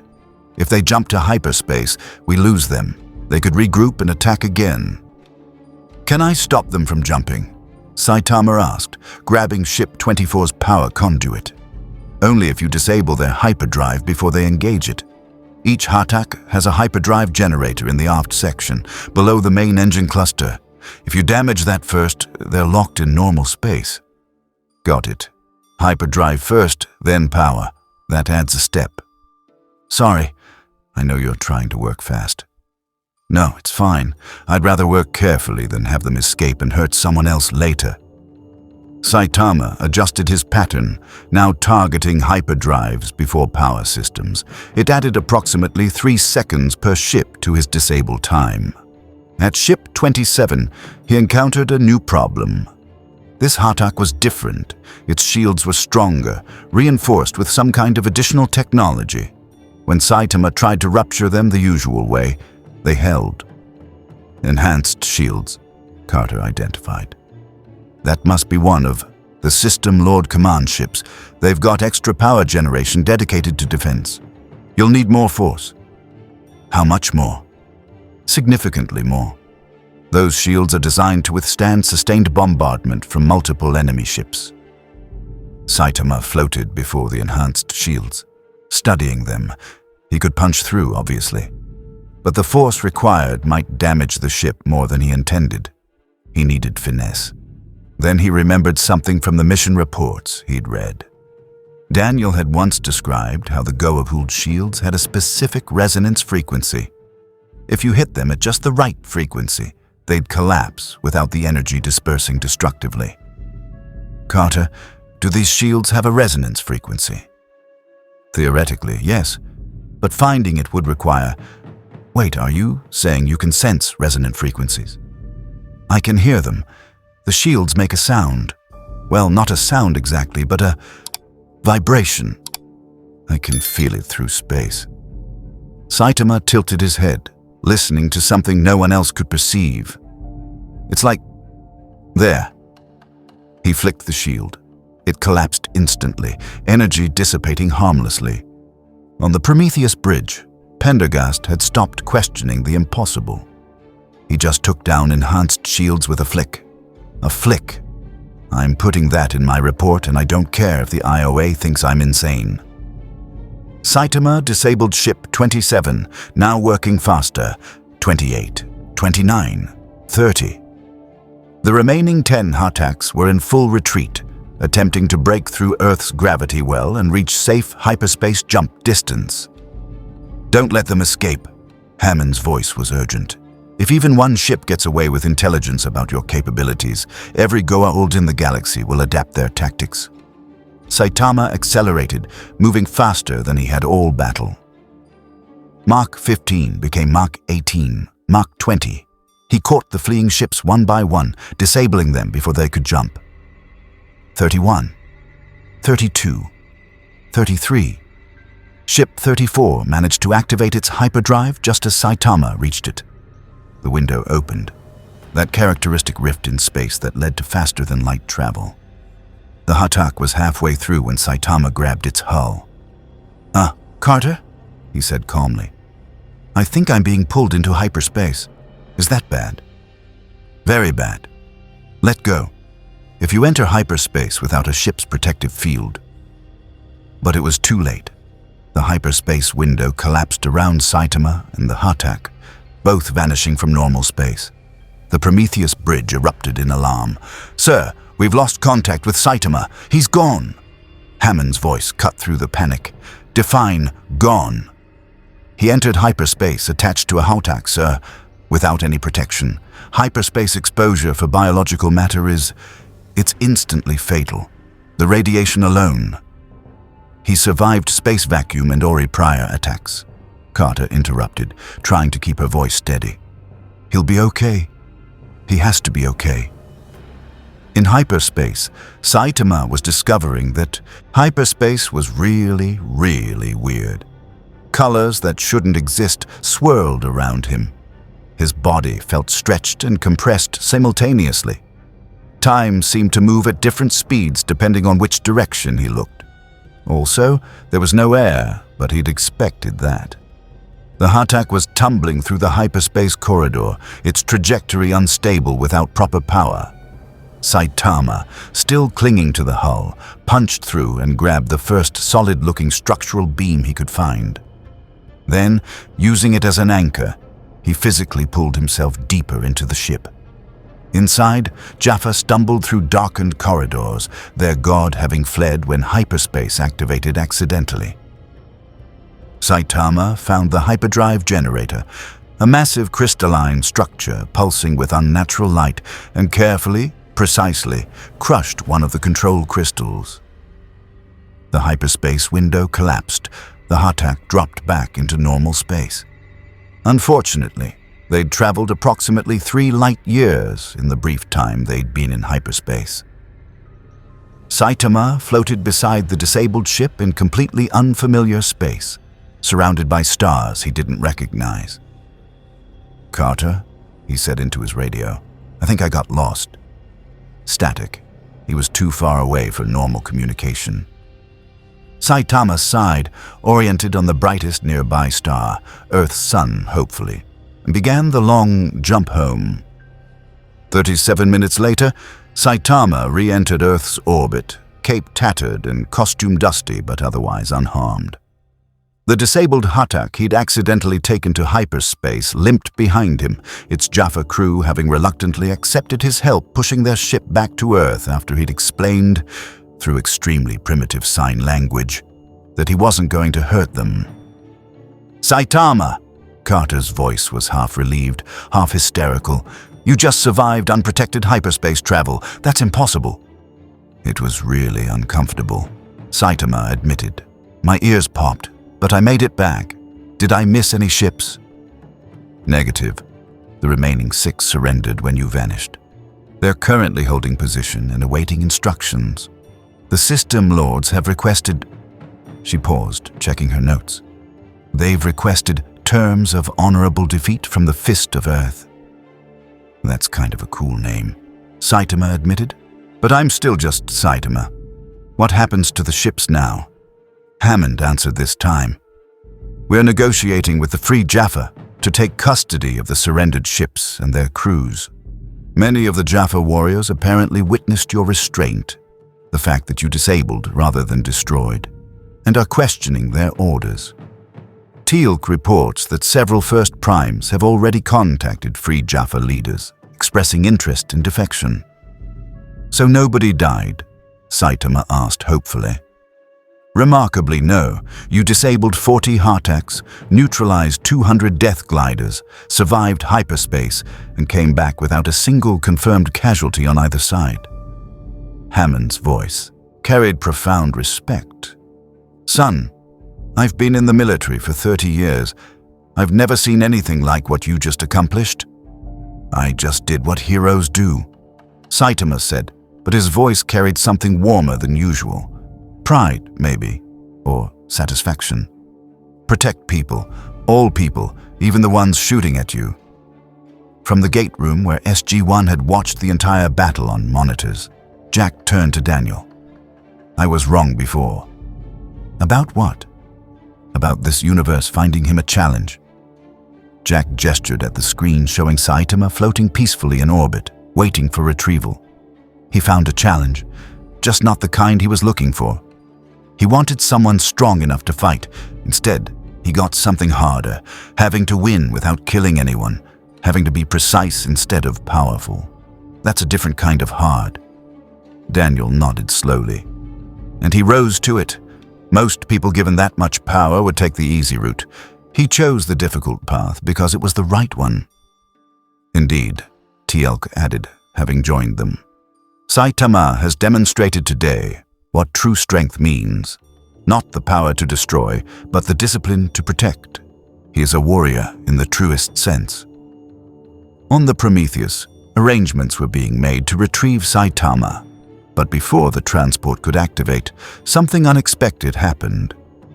The disabled Hatak that Saitama had pushed back from deep space activated its communication system. A Jaffa appeared on screen, not a system lord, but a warrior, his armor bearing the mark of ship commander. "I am Raknor, commander of this vessel," the Jaffa said formally. "I address the one called Saitama, Fist of Earth." "That's me," Saitama replied, floating beside the ship. "What's up?" "You could have destroyed my ship, killed my crew. We fired upon you, followed our god's orders to attack your world. Yet you showed mercy. You disabled our weapons but preserved our lives. You even aided our return when we were lost." Raknor's voice was heavy with emotion. "Why?" Saitama thought about it. "Because you're people. Even if you were trying to hurt my friends, you're still people. And heroes don't kill people if they don't have to. That's the job. We believed our God was invincible, that no mortal could challenge divine power. You have proven this false. More, you have proven that power without malice is possible. That strength can serve mercy rather than conquest." Raknor looked off-screen, conferring with others, then back. "My crew and I renounce our false god. We ask sanctuary among the free Jaffa, and we ask that you tell our brothers in the other ships what you have told me, that there is another way, that the gods can be defeated, that we need not be slaves." Saitama looked uncomfortable with the speech, but recognized its importance. "Okay, I can do that. Carter, can you broadcast this to the other ships?" "Already on it," Carter confirmed. "All disabled Hataks are receiving." "Saitama, you're about to speak to approximately 30,000 Jaffa. No pressure." Saitama cleared his throat. "Hi, I'm Saitama. I'm a hero from another universe, and I accidentally ended up here. Your system lords attacked Earth, so I had to stop you. But I didn't want to kill anyone. You're not really the bad guys. You're just being used by the bad guys. The actual bad guys are the snake things controlling you, telling you they're gods. They're not. They're just parasites with stolen technology. I know this is probably really confusing and maybe scary, but you don't have to serve them anymore. There are free Jaffa who can help you. People who used to be where you are now. You have a choice." He paused, trying to think of something inspiring to add. "Also, I'm trying to get home to my universe. So if you guys decide to attack Earth again before I leave, I'll just have to stop you again. And it'll be awkward for everyone, so maybe don't do that." "Okay. Thanks for listening." The transmission ended. For a moment, there was silence across 40 disabled Hataks. Then, slowly, confirmations began coming in. Ships requesting free Jaffa contact information. Warriors asking questions about the false gods. First primes reporting that their crews were confused, uncertain, but listening. Doubt had taken root. And in an empire built on absolute faith, doubt was revolution. 2 hours later, Saitama stood in the SGC gate room, watching as Tok'ra operatives coordinated with Free Jaffa leaders to process the surrendered ships. The battle was over. Earth was safe. The System Lords' alliance had shattered. Baal had already contacted Hammond to begin negotiation on his promised immunity, and intelligence suggested the other System Lords were blaming each other for the defeat. More importantly, no one had died. 40 ships disabled, 200 fighters neutralized, 30,000 Jaffa given the choice of freedom, all without a single casualty. That was the most stressful thing I've done in years, Saitama admitted to Jack, who'd come down to congratulate him personally. Back home, fights last like 30 seconds. This took almost an hour of constant attention and precision. You just saved Earth and started a Jaffa revolution through non-violent intervention, Jack said, clapping him on the shoulder. I think you earned the stress. Also, you survived hyperspace through sheer stubbornness, which our scientists are going to want to study forever. Can they do it after I get home? About that. Carter descended from the control room, tablet in hand, but her expression was excited. Thor contacted me during the battle. The Asgard phase shifter arrived early. He's been analyzing your dimensional signature while you were fighting, and he thinks he's found it. Saitama's eyes widened. Found what? Your home dimension. The energy signature matches a dimensional frequency approximately 6.7 million parallel positions from our universe. It's like... Carter struggled for an analogy. Imagine universes are houses on an infinite street. You're from house number 6.7 million. We're house number 0. The Asgard device can create a portal between houses if we know the exact address. So you can send me home? We think so.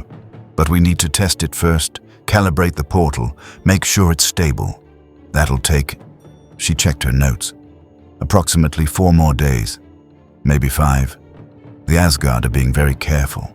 They don't want to accidentally send you to the wrong dimension or trap you in interdimensional space. 4 or 5 more days. Saitama had been here for a week.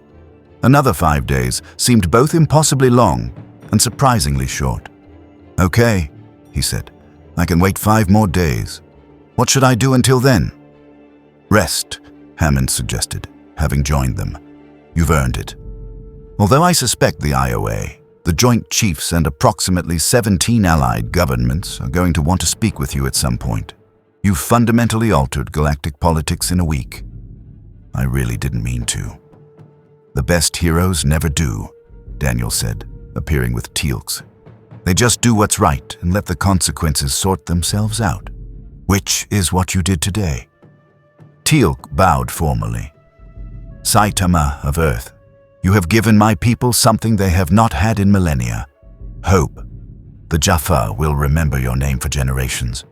You are welcome among us, always. Thanks, Teal'c. That means a lot. Saitama bowed back a bit awkwardly. I'm glad I could help. I just wish I could stay longer, make sure everything works out okay. We'll handle it from here, Jack assured him. You've done more than enough.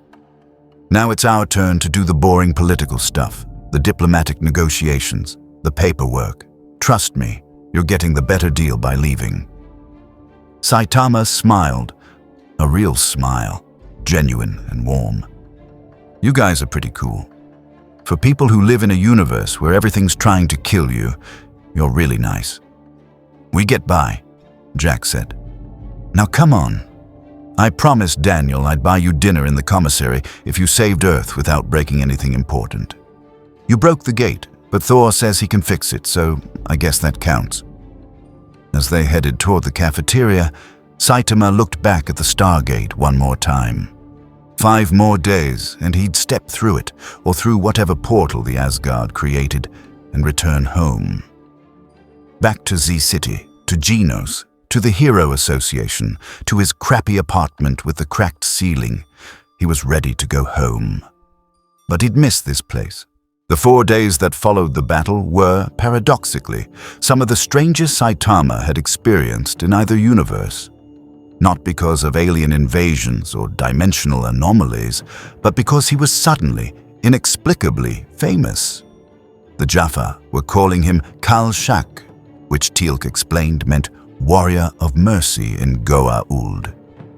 Free Jaffa leaders wanted to meet him, to thank him personally for inspiring what they were calling the largest single defection in Jaffa history.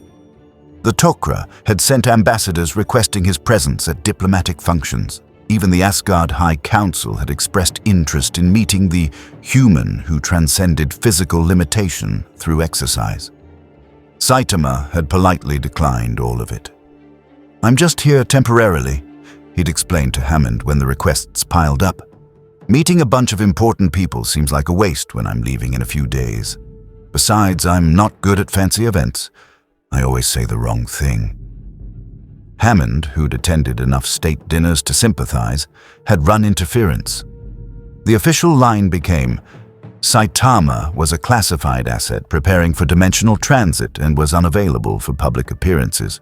It was technically true and saved everyone from awkward diplomatic incidents. Instead, Saitama spent his remaining time doing decidedly unheroic things. He helped Daniel catalog artifacts in the archaeology lab, moving heavy ancient devices that usually required forklifts. He sat in on Carter's briefings about dimensional theory, understanding perhaps 5%, but finding her enthusiasm infectious. He sparred with Teal'c in the SGC gym. Not seriously, just light contact exercises that let the Jaffa demonstrate traditional combat forms, while Saitama tried to learn footwork that didn't crack the floor. He also ate approximately 300 pounds of food from the commissary, much to the chef's bewildered delight.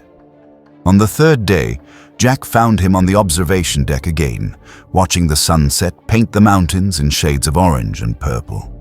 "Enjoying the view?" Jack asked, settling into his usual spot against the window with 2 coffees. "Or contemplating the nature of the universe?" "Just thinking." Saitama accepted the coffee, 3 sugars, Jack had memorized it, and took a sip. "In my universe, being a hero is kind of lonely. You fight monsters, save people, they thank you, you go home. Repeat.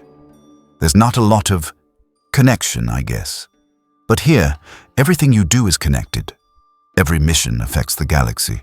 Every choice ripples out. That's one way to look at it.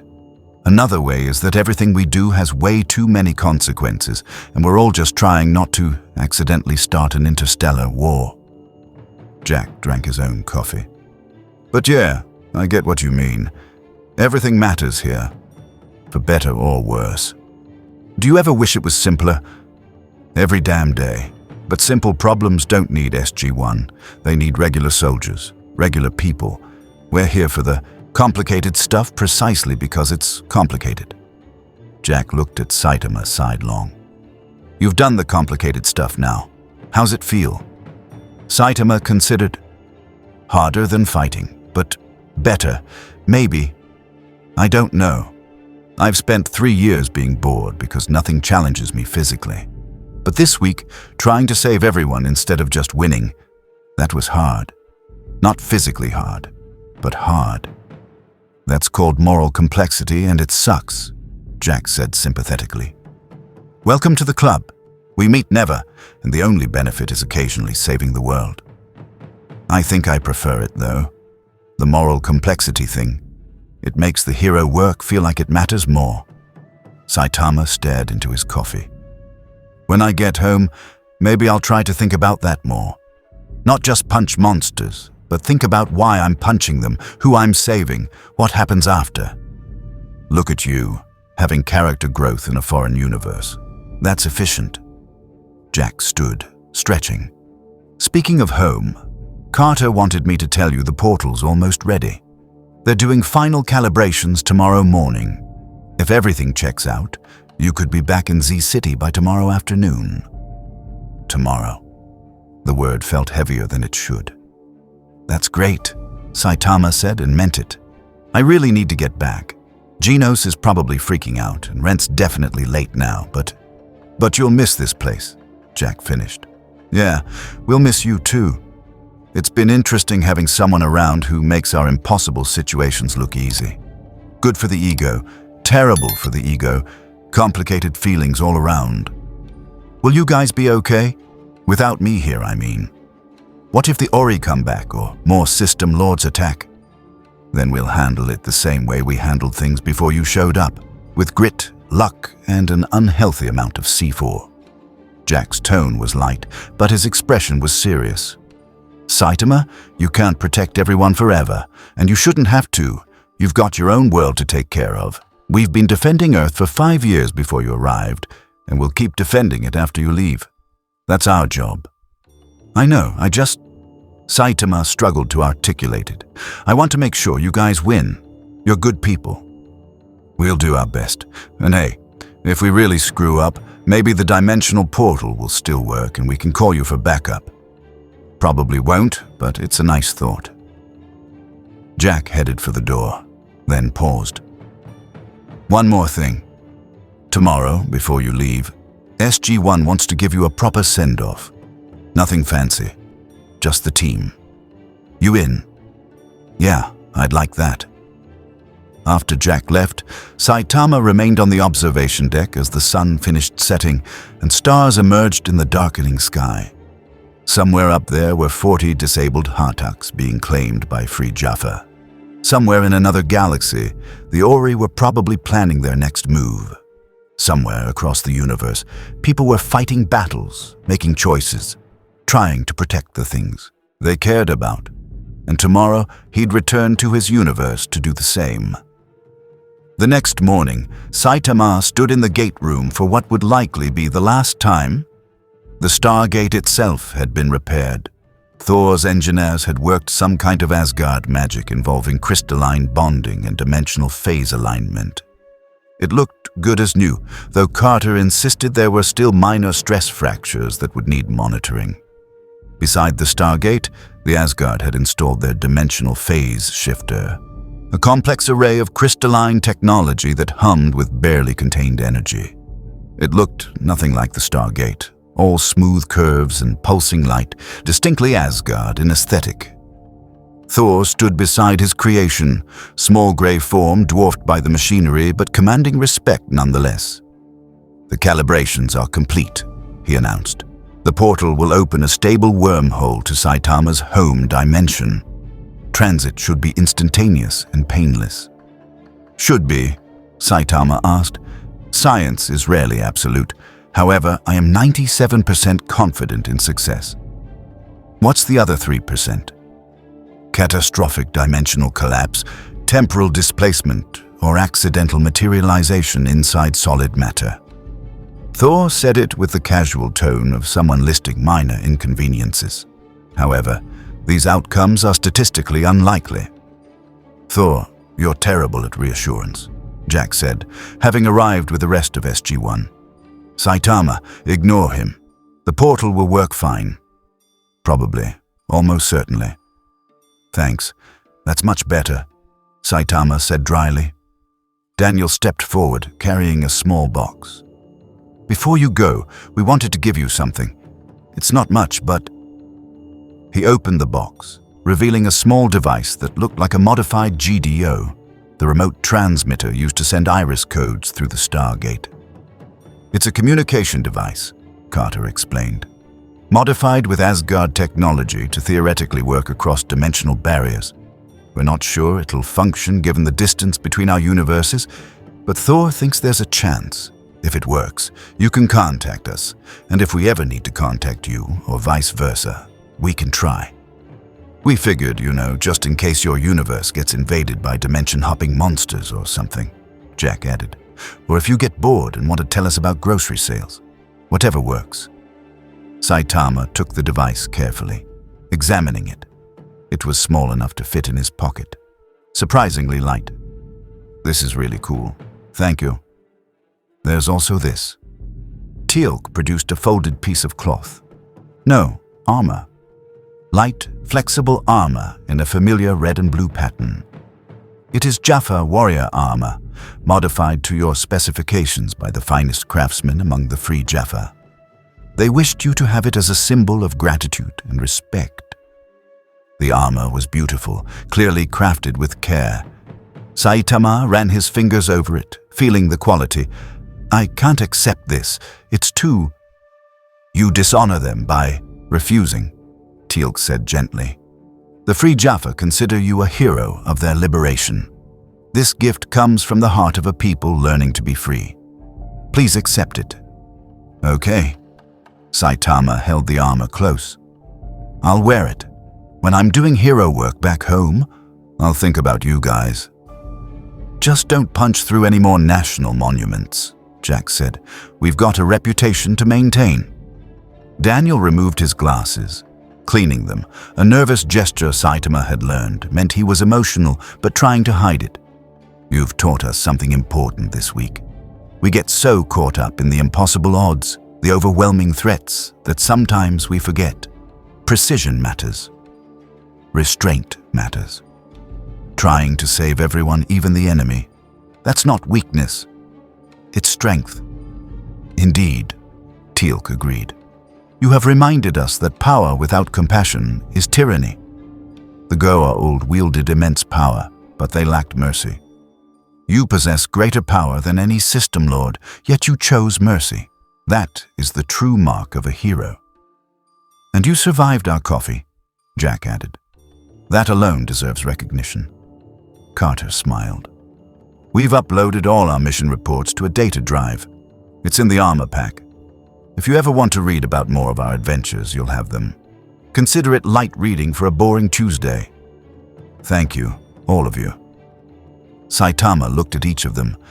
Jack with his sarcastic smile, Daniel with his sincere warmth, Carter with her brilliant mind barely containing excitement about dimensional physics, Teal'c with his unshakable dignity. "I know I didn't really do that much, just helped out with some bad guys. But this week it's been really good. I feel like I remembered something important about being a hero." "You did plenty," Hammond said, having descended from the control room. "You saved Earth, inspired a rebellion, survived hyperspace, and somehow managed to make the IOA look foolish in 17 different briefings.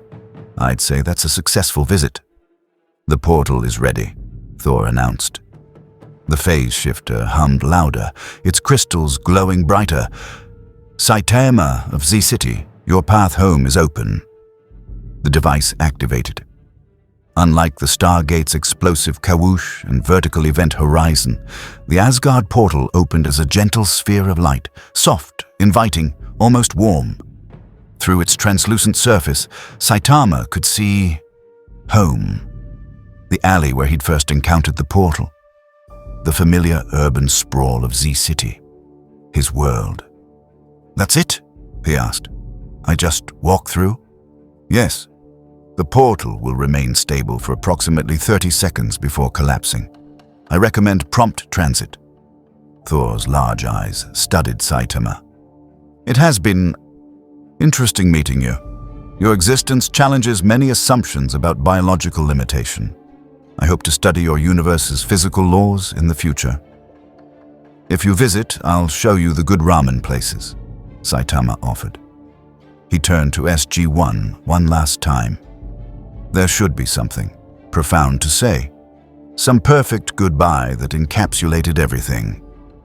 But Saitama had never been good with words. "Thanks for helping me get home," he said simply. "And thanks for reminding me that being strong isn't enough. You have to care about what you're protecting, not just that you can protect it." "You're welcome," Jack said. "Now get out of here before we get all emotional and ruin our tough military image." Saitama smiled, pulled on the Jaffa armor over his hero costume. It fit perfectly, and pocketed the communication device. Then, with one last look at the Stargate, the SGC, and the people who'd become friends in barely a week, he stepped through the portal. The transition was gentle, like walking through a warm curtain of light. For a brief moment, he existed in both dimensions simultaneously, 1 foot in each universe. Then the portal collapsed, and Saitama stood in the alley in Z City, afternoon sun bright, city noise familiar and loud. He was home. Behind him, the portal's residue faded, leaving only a faint shimmer in the air that dispersed within seconds. The alley was exactly as he'd left it. Trash bins, graffiti, the faint smell of urban decay. Saitama checked his phone. 7 days missing. 17 missed calls from Genos, 43 notifications from the Hero Association, 3 eviction warnings from his landlord. "Crap," he said aloud. "I really missed rent." He started walking toward his apartment, but paused after a few steps. The Jaffa armor felt good. Light but protective, a reminder of another world where he'd been not just powerful, but useful, where his strength had been challenged not by force, but by choice. The communication device in his pocket hummed slightly, as if confirming it was still active, still connected across the dimensional barrier. Saitama smiled and continued home. He had a landlord to apologize to, a worried cyborg disciple to reassure, and probably several monster attacks to catch up on. Regular hero stuff. But he'd remember this week. Remember that power without purpose was just showing off. Remember that saving everyone was harder than just winning. Remember that even in a universe full of gods and ancient aliens, the real challenge was staying human. "Sensei!"